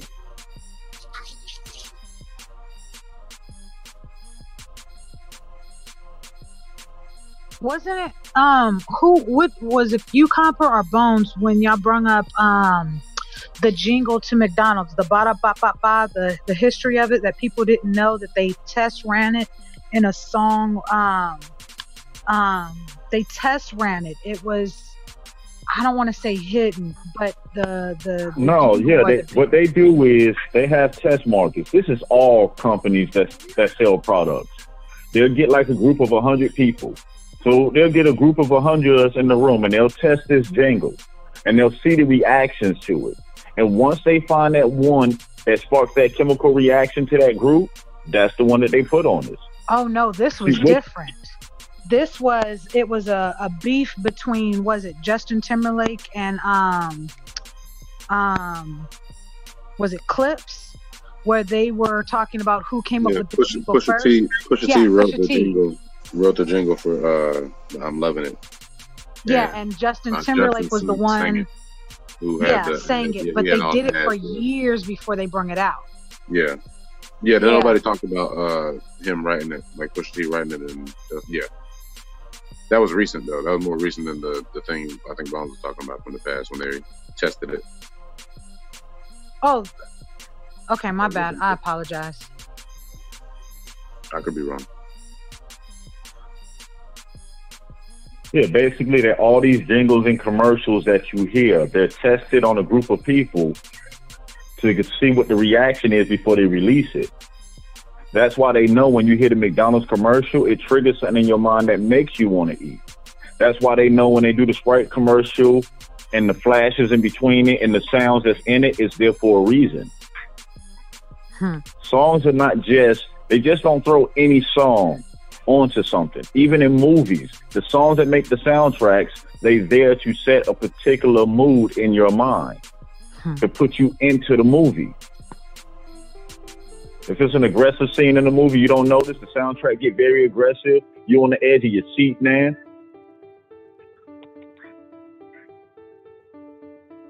They do marketing tests for a reason.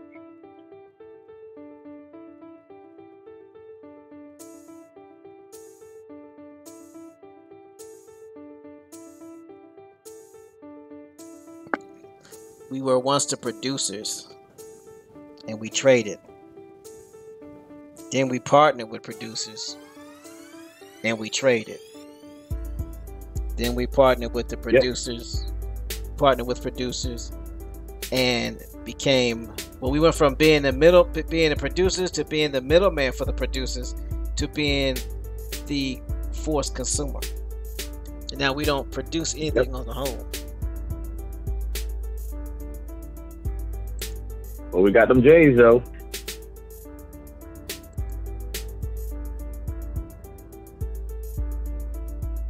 So, and now we're so used to consuming that we'd much rather buy than sell something. I mean, we'd much rather buy something than produce something and sell it.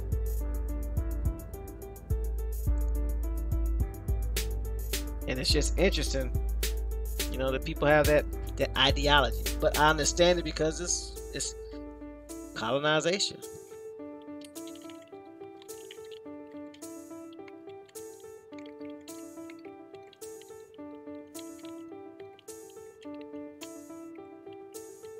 So, I don't know. The end game of colonization has always been replacement. All of this is the process of you being replaced. You were the people who owned and lived on the land. These other people have come here, and now they've laid claim to the land, to own it, and to husband it, so to speak.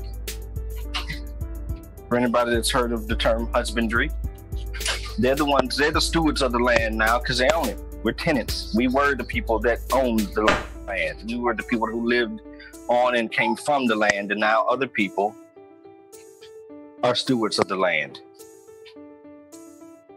We were the people, as Brother Thomas said, and Brother Bones also said, we were the people who made the stuff, who produced goods off of the land.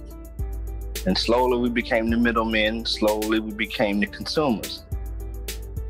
So when they first came here, what were they? They were the consumers. They have replaced us and we have replaced them.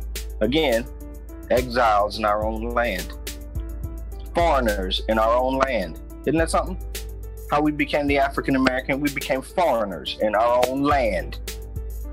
In the land our mothers and grandmothers were born from.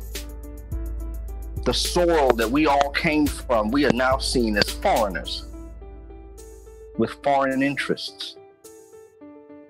Replacement is the end game of colonization, period. And that's another point that we have to understand as we go through this. This has to stop. Because if it does not stop, you will be completely replaced. And generations from now, your lineage, your children, will find themselves probably not even exiles in their own land, probably on another land, thinking that they are from that land. Think about that.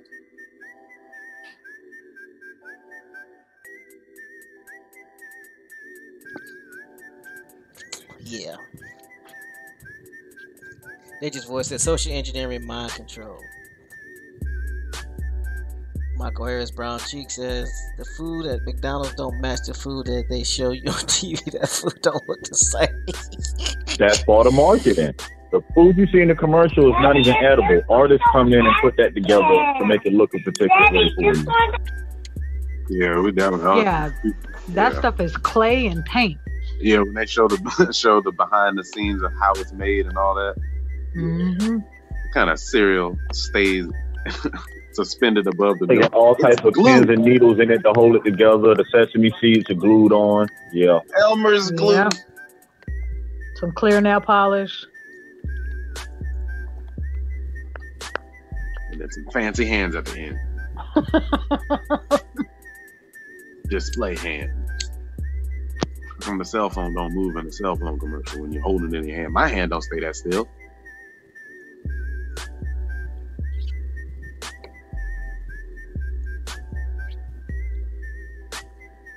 Well, you know, they put that disclaimer at the bottom of the advertising. So you can't sue for false advertising. If the disclaimer is in small right into where you got to squint, you need a squint, just a squint, you shouldn't even want that.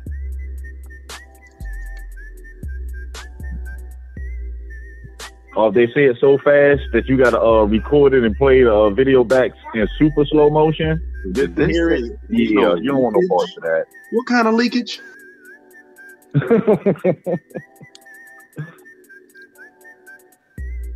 I could have swore I seen a lawsuit for drugs that just came out like 4 months ago already. Oh, that was different. People don't notice at one time they used to have to test stuff for years before it get released to market. Now the consumer is the test. Yep. I mean, if you really, I think what was it? I don't know if I was talking to you guys about how they have all these Depends commercials out, and the commercials are for, used to be where if you get older, you know, in your 70s, 80s, you need to wear Depends, but now it's like 30, 40, 50-year-olds wearing Depends, and they're not paying attention that this has everything to do, the medications that give you the warning will give you, I'm not going to say exactly what it is, but we'll give you all these issues. Now you got to wear Depends just to take the medication. Listen, when the medication give me more side effects than what I originally had, I might as well keep what I got. For real. I'm good. Don't worry about that hole in the side of my head. I'm straight. I saw a Depends commercial yesterday. They had designs on it, like pull-ups. So basically, if they just say the side, they'd be like, so what are the side effects? Depends. That covers Pretty everything. much.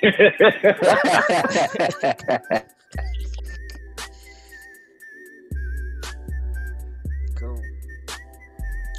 All right, let's go Then ahead. got you taking stuff for the side effect. It gives you another side effect that's attached to another side effect. I'm gonna tell you, you got to take this pill to take this pill to take this pill. We're gonna give you some Depends though. They got little designs like pull-ups. I'm a big kid now. Grand Rising David Corey, Grand Rising Mayan Son 0911, aka Liz Robinson. Let's go ahead and finish reading some of these other titles that are helping us with the public Indian housing. So it says Office of Housing Voucher Programs. The Office of Housing Voucher Programs develops and monitors national policies, procedures, standards, methods, and administrative requirements for PHAs and nonprofit organizations administering voucher and moderate rehabilitation programs. So here's a question. If those individuals in Norfolk had an issue, they should have took this up with the Office of Housing Voucher Programs. Because it tells you what their responsibility is, right? Program activities include responsibility for the program monitoring and evaluation, budget formulation and execution, and development and management of information systems to support housing voucher programs. This office oversees the financial operation of the moderate rehabilitation, housing choice, and special purpose voucher programs and grants. These are the people that they should have went to for their issues. When I say those people, I mean the people in Norfolk. Then you have the Housing Voucher Management Operations Division. Let's talk about the Financial Management Center. The Financial Management Center processing housing voucher budgets. All this is about vouchers? Nah, let's get away from that. Because we don't want to be dealing with the Section 8 aspect of things. Now you have the Office of Public Housing Programs supports the interests of taxpayers and low-income families by policies and programs that provide access to housing and resources where local flexibility is granted to meet local needs. To perform its function, the office develops and monitors national policies, procedures, standards, methods, and administrative requirements for public housing and programming. Why is this office important? It's important because they provide access to housing and resources. Where local flexibility is granted to meet local needs. Whose needs? Who are the locals? The locals are the people that live in that area, right? To perform its function, the office develops and monitors national policies, procedures, standards, methods, and administrative requirements for public housing programs. So any public housing programs, and this also talks about Section 3. HUD Section 3 programs, the Office of Public Housing Program, they would be able to give you some information on that because they monitor all national policies and procedures. So if they monitored all the national policies and procedures, wouldn't they be able to provide you with information about those policies? I'm just saying. The Public Housing Management and Occupancy Division develops occupancy and management policies, standards, and procedures pertaining to methods and administrative requirements for public housing management and operations. The scope and activities for the division includes the areas of public housing management, maintenance, procurement, utilities, tracking, analyzing multifamily tenant characteristics for occupants of public housing. The division also supports rental housing integrity improvement projects, RHIIPS, initiatives for public housing and voucher programs related to ensuring accurate income and rent policies and monitoring activities. Come on, man. The Office of Deputy Assistant Secretary for Public Housing Investments. Capital improvements. Capital improvements basically are your funds that are needed to improve on an existing structure or an area. Administrators administer the Capital Fund Program, which provides funding to public housing authorities for development, financing, modernization, and management improvements. Special Application Center receives and processes applications for non-funded, non-competitive activities such as demolition and dispositions, designated housing, eminent domain, home ownership, and conversion of public housing developments to tenant-based programs. This is another place they could have sent a complaint. Right? Home ownership and conversion of public housing developments to tenant-based programs, right? I don't know. Maybe it's just me. Urban revitalization. That's almost as bad as urban renewal. Transform severely distressed public housing through Hope 6 program by changing the physical shape of public housing, establishing positive incentives for resident self-sufficiency, lessening concentrations of poverty, and foregoing partnership to leverage support. You know what this is? This is your introduction to regentrification.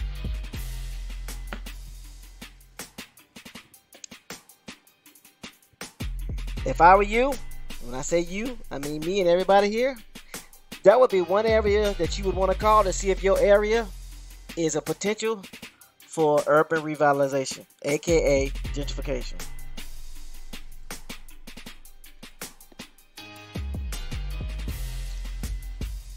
Office of Deputy Assistant Secretary for Policy Program and Legislative Initiatives. Office Receivership Oversight.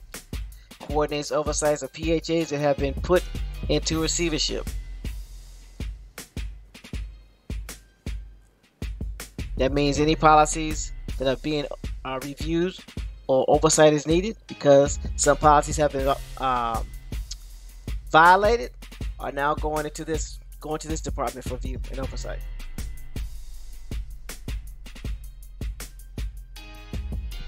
Office of Deputy Assistant Secretary for Real Estate Assessment Center. What do you think a real estate assessment center does?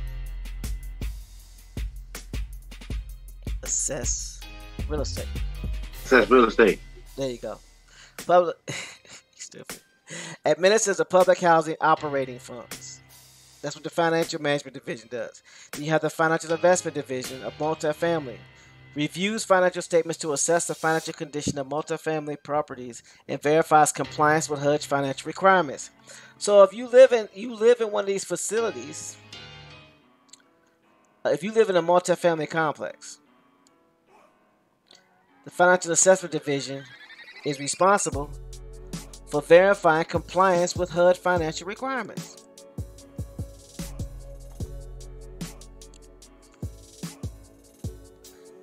Okay, then you got the Financial Assessment Division, right?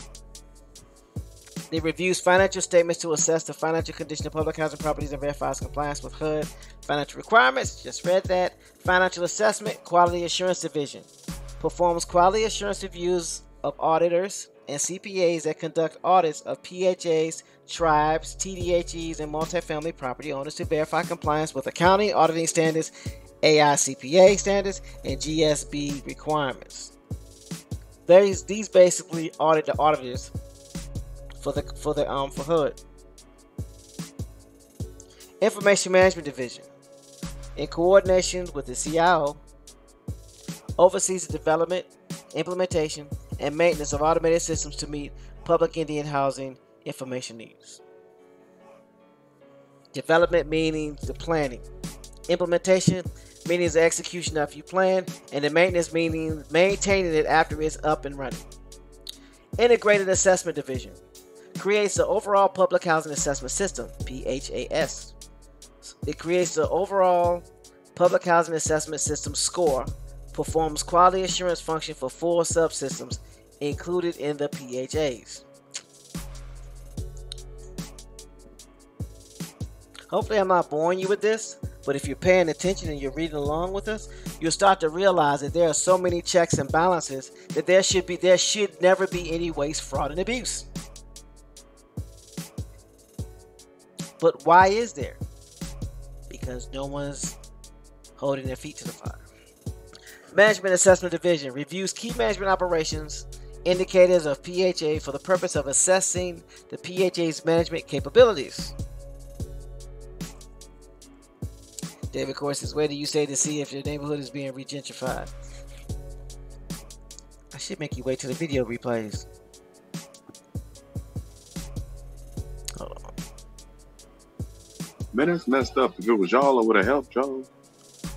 It's called the Urban Revitalization Program, or Hope 6. So if you type in Urban Revitalization or Hope 6, you'll be all right. Because it talks about transforming severely distressed public housing through the Hope 6 program by changing the physical shape of public housing, establishing positive incentives for resident self-sufficiency, lessening concentrations of poverty, and forging partnerships to leverage support. Bringing in outsiders is basically what they're saying.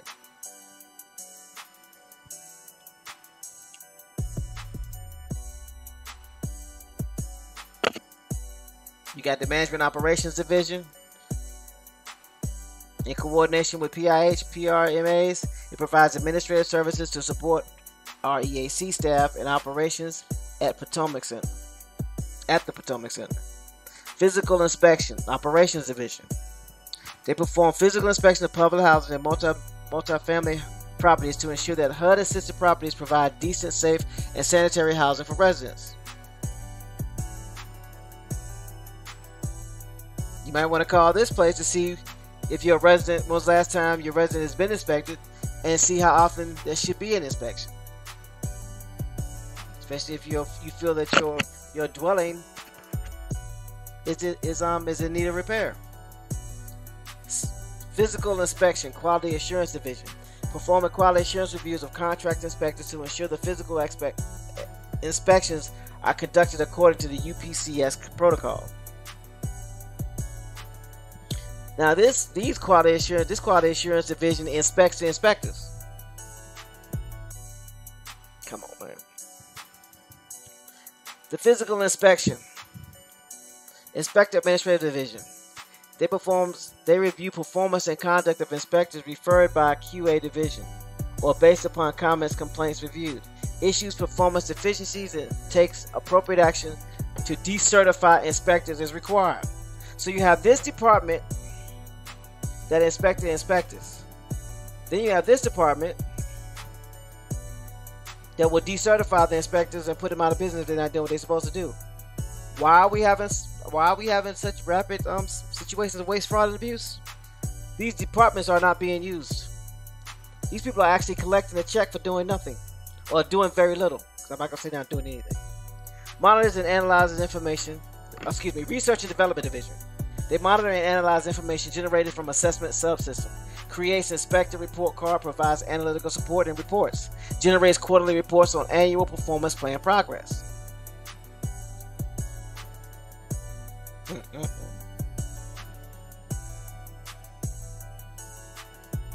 So they are looking at and analyzing information generated from assessment subsystems.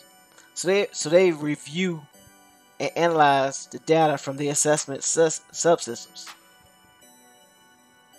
Resident Assessment Division conducts a survey of residents to determine level of satisfaction with public housing living conditions.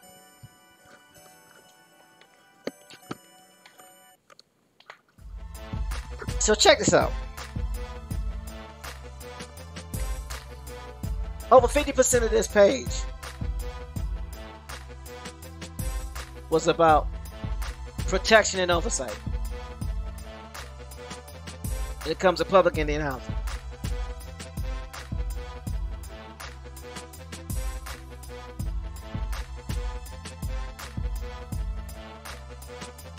So I'm just trying to figure out what the problem is.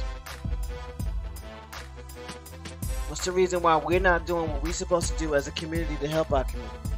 I'll wait.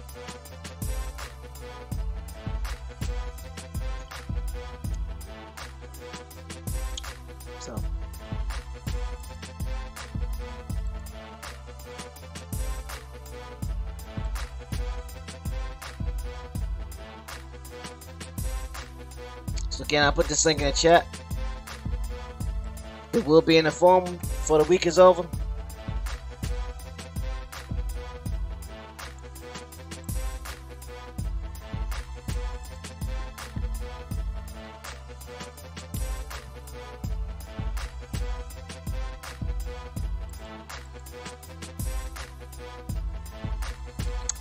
Yep.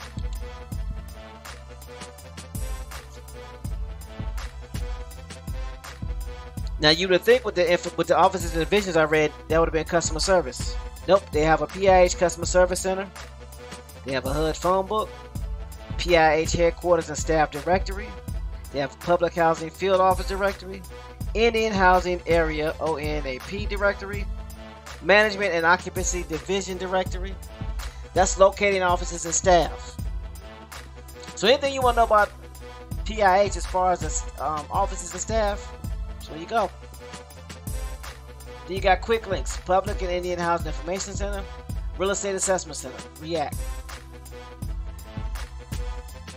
Then you have PIH offices and divisions. So you have the information for the offices and divisions. Let's see what we got.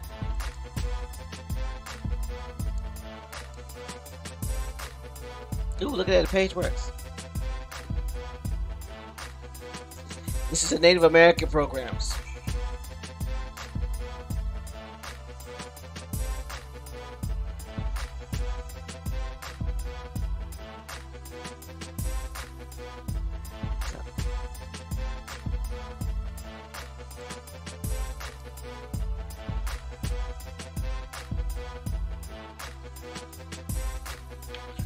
I mean, at this rate, do I need to say anything else?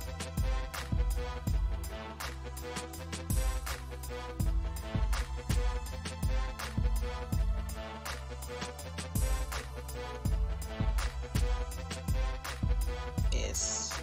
All types of programs.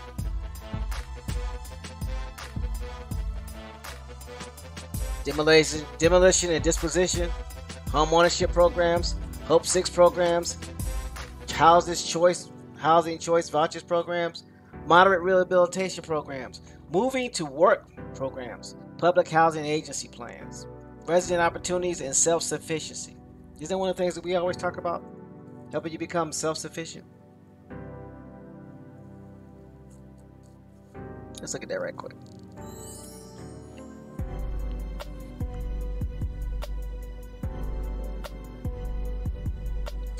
Funding of this program is made only to PHAs to hire a program coordinator who links residents with training opportunities, job placement organizations, and local employers.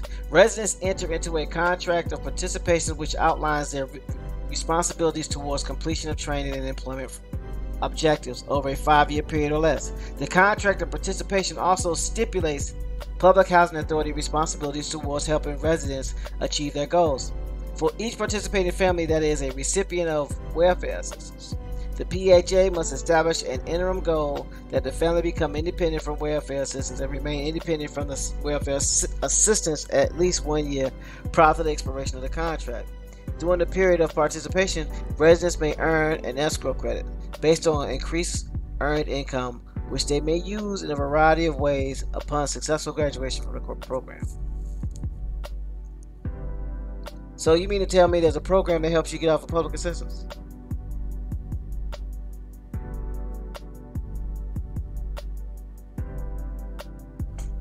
But that's not what it's called. Yep. It's called supportive service programs.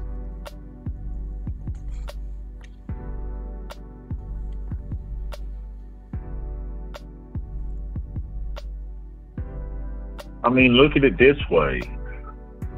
No one becomes self-sufficient by themselves. Nope. Not even close. So some of the things that we can start doing with our politicians and our councilmen is ask them what programs are in place to help us do ... And then send a follow-up email thanking them for the time, and then state, hey, I appreciate the fact that you discussed this issue with us about there not being programs that do such and such and so, because we really need it. What are your plans to bring these, or to bring a program to the community that will help us do that?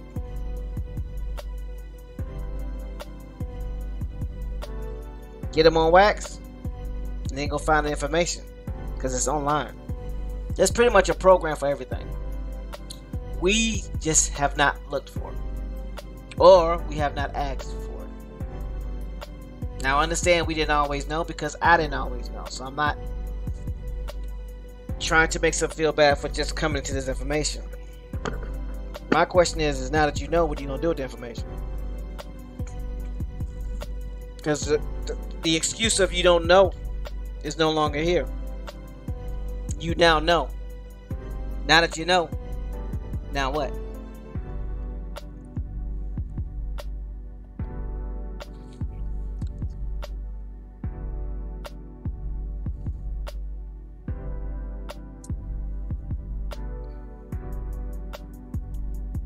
So then it goes on, it's called the ROS, the Resident Opportunities and Self-Sufficiency Grant Program.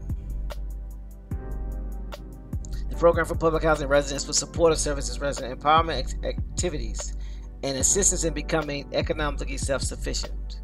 This program last provided grants in 2007 to public housing authorities to establish, expand, and or update community technology centers. Through this grant program, though this grant program is no longer in existence, PHAs may use their capital and operating funds to establish and maintain neighborhood network computer centers. For more information on these public housing neighborhood networks program, click on the link.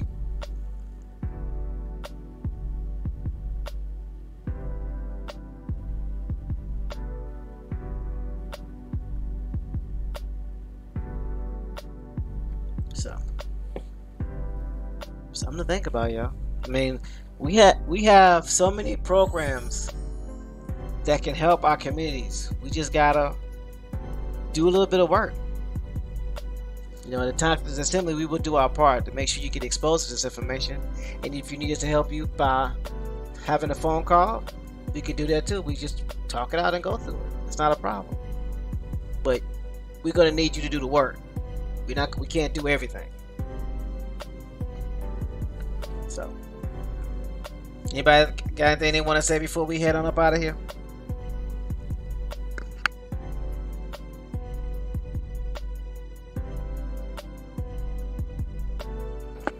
Alright, Gabrielle, come back through the windows. Let the windows go. Yeah, I know. I did good. I didn't ask any questions. I wrote them down. So why would I ask if anybody got any questions you didn't ask? I wrote it down. Okay. What do you guys say? I was being... Okay, I'll be quick. Okay. Because I know you got... All right. All right. Shout out to Double Cousin No Sellout for sharing these words of wisdom. Peace to the panel. Peace to the chat. Peace to the silent majority. Hope this sits with the silent majority, but also to the chat. Positivity going forward. Our deepest fear is not that we are inadequate. Our deepest fear is that we are more powerful beyond measure. It is our light, not our darkness, that most frightens us. We ask ourselves, who am I to be brilliant, gorgeous, talented, fabulous? Actually, who are you not to be? Your fear is 100% dependent on you for its survival.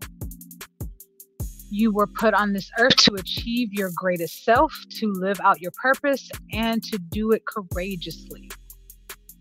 You can, you should, and if you're brave enough to start, you will. We all make mistakes, have struggles, and even regret things in our past. But you are not your mistakes. You are not your struggles. You are here now with the power to shape your day and your future. So, Do your genealogy. Don't let nobody tell you who you are. Know who you are for yourself. Section 3. Those HUD codes, those questions and answers, all of it is relevant. There are resources out there that we can utilize to make a difference, even if it is a small difference. To make a difference for ourselves, our families, our communities, our neighbors, our streets, cities, towns, counties.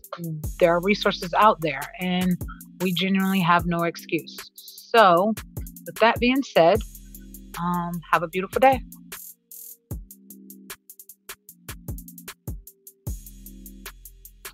That's it. I yield the mic. It's a little forceful, wasn't it? Anyway. You said a horse of was it? I said that was a little forceful, wasn't it? Never mind. Oh, what I said? Did I say it with a forceful voice? It's okay. Don't. It's okay. Oh, I meant that all positively. You don't. My bad. It's okay. Okay. Don't sell out. What you got for the people?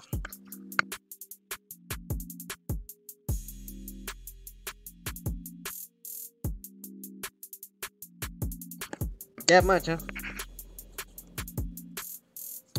Alright. See where everybody, make sure everybody. Let's see. I guess he's. Alright. Well, System Sellout is indisposed at this time. Copper Indio. I'm about to say, I got one for him if he help. Well, as always, and I repeat myself when it comes this time, but I feel it's justified when I do speak and give thanks for being able to come on the platform and be among studious and diligent people, not only on the panel, but in the chat and the silent majority that takes all of this information in and goes about and does great works for their communities. It is an honor and a privilege to be able to come here and speak freely and to research and to disseminate this knowledge and understanding and context with our people. As was said earlier during the show, silence is deadly. Yesterday, we talked about how silence. We talked about silence and what it can do. And today is a look at how silence is deadly. How deadly it is when we remain silent about things. Because it's not just us. Because other people who are interested in withholding knowledge from us also know how deadly silence is. And they use it against us. Their silence is what allows them to be seen as celebrities. What allows them to be seen as philanthropists and us to be recipients of whatever crumbs that they decide we should have, if any. So we have to understand that not only is our silence working against us, their silence is as well. And we have to not be silent, as said yesterday, when the time comes. We have all the tools that we need to rebuild this house. We have all the tools at our disposal already. They've been there for generations.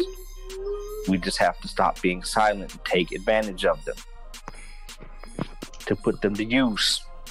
Not to enrich the rest of the world as we've done since time immemorial, but to give ourselves enough leverage to become what we have always been, what we know that we are underneath all of this. We just have to stop talking about it and to begin being about it. To begin doing that work, like so many do here in the silent majority, on the panel, and the people that are in the chat with us. Because they work with us, they talk to us, they research with us. But it's time for us as a people, as a whole, to begin doing this, because if a few of us can get together and stop things that were going on in places like Virginia Beach and Norfolk, then all of us doing this, or even half of us doing this, can change the face of not only this country but the world. So we have to be able to decide we've had enough. That's where it all starts, when we decide we had enough. When we've had enough looking around at our people, seeing them go without, seeing them on waiting lists to get an apartment on Section 8, or to be turned down by a landowner or property owner because we're on Section 8. We got to get tired of this. We got to say we've had enough of being called African Americans when we know who we are. We've got to say enough when we turn on the TV and see these commercials marketing junk to us. We've got to say enough when we decide we've got to go and give these people our hard-earned money when we could go home and cook for ourselves, but we don't. We choose not to. When we're arguing with each other over what to eat tonight because nobody wants to cook, or nobody wants to build anything, or nobody wants to fix anything in their house. We want other people to do it. And we're paying other people all of our money to do so. We've got to say we've had enough. And we have to put that sentiment into action. Faith without works is dead. And if we have faith that our people can overcome this, we have to put that into work. But I love all of you, and I thank all of you. Even though they don't necessarily agree with us, we still thank you, because every piece of discourse allows us to put this message out even further and reach more people. It's okay if people don't agree with us. Heck, it's okay for a while at least if people are trying to work against us, because what happens when we put our clean glass up to that dirty glass?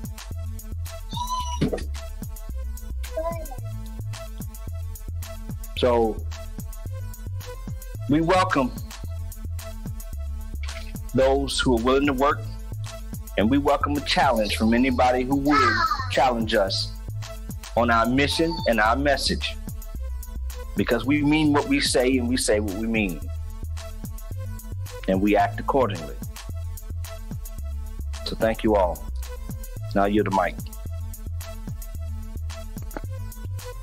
As always, Copper, appreciate you and what you do. Right.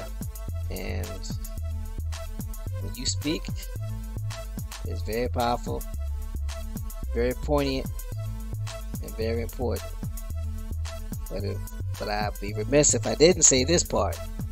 Your actions speak louder than any words that you could say, and they always match up. So we appreciate what you do, bro. Thank you, my brother. I appreciate y'all. Is No Sellout able to go? Well, he got no. Really? So you ain't got nothing else to sell out?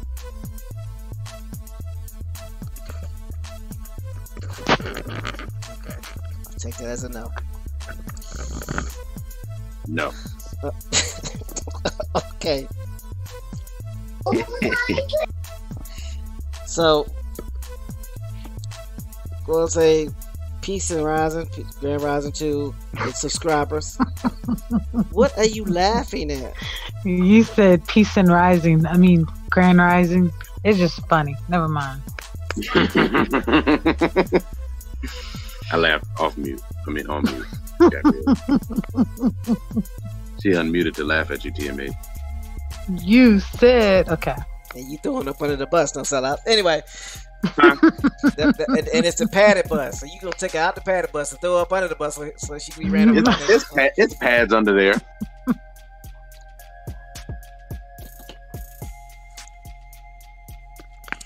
Anyway.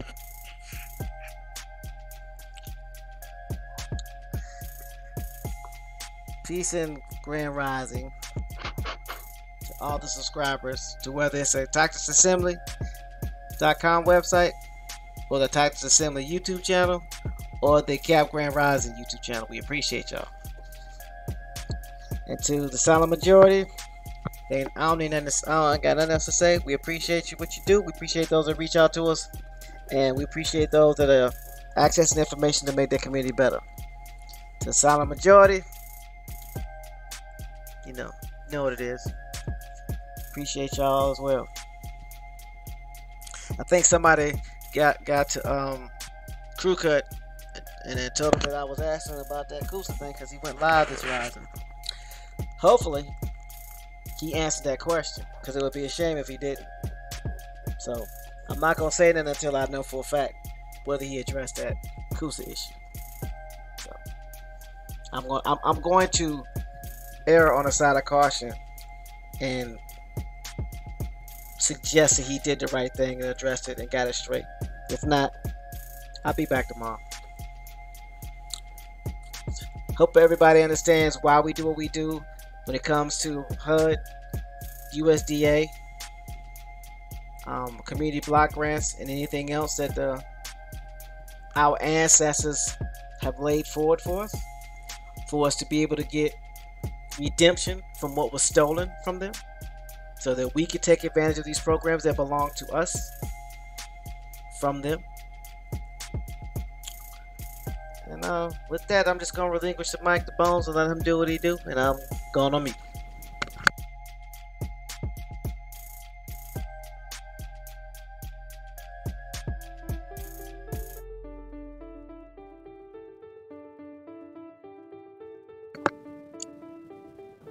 Bounce. All right. Again, thank the panel for all the work that they put in every rising to making the show what it is. Thank the active chat and the silent majority. And basically, all I have to add this rising is, out of everything that we go through to make sure our people get the right information, again, if we don't activate it, if we don't use it, everything gonna remain the same.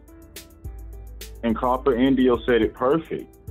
If a group of people can get together to affect change in particular areas, what happens when that small group of people becomes a medium group of people or a larger group of people? No, there'll never be a day where we will all get along and march on one accord. That's impossible, because we all have different stories. We all come from different lives, and we all see things differently. But what can happen? Enough of the remnant can wake up. Enough of the remnant can speak. Enough of the remnant can activate to get back what is rightfully ours. Not by going through the steps that was left for us to do it. And once we do it, make sure we build infrastructure that will stand the test of time so future generations never have to go through it again. So moving forward, we no longer have to point the finger and blame somebody over our conditions. And no, it does not mean that other outside entities did not have hands to play. But it's time for us to address the part that we play or choose not to play. Because we cannot sweep in front of nobody else's porches, relatives, until we clean the mess up that's on our own porch first. So let's move swiftly, let's move righteously, and let's activate. Till we link up for tomorrow's Rising Show. Remember that we love you, and peace. Peace, everybody. Peace, everybody. I was about to say, I ain't doing this with you, Gabrielle. Oh, and for everyone who's looking for the replays, if you scroll down up under the Cab Grand Rising Show live stream screen, you'll see the replays at the bottom. All the replays before we came over completely to our own site are still on YouTube. It's just all the future ones are on exclusively on the website. Yeah, at the bottom of the Cab Grand Rising Show, click the link, scroll down, they there. Right up. What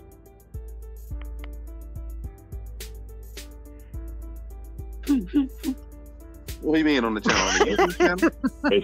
It shows the time the process is finishing. It will be posted up in the replays right at the bottom. Yep.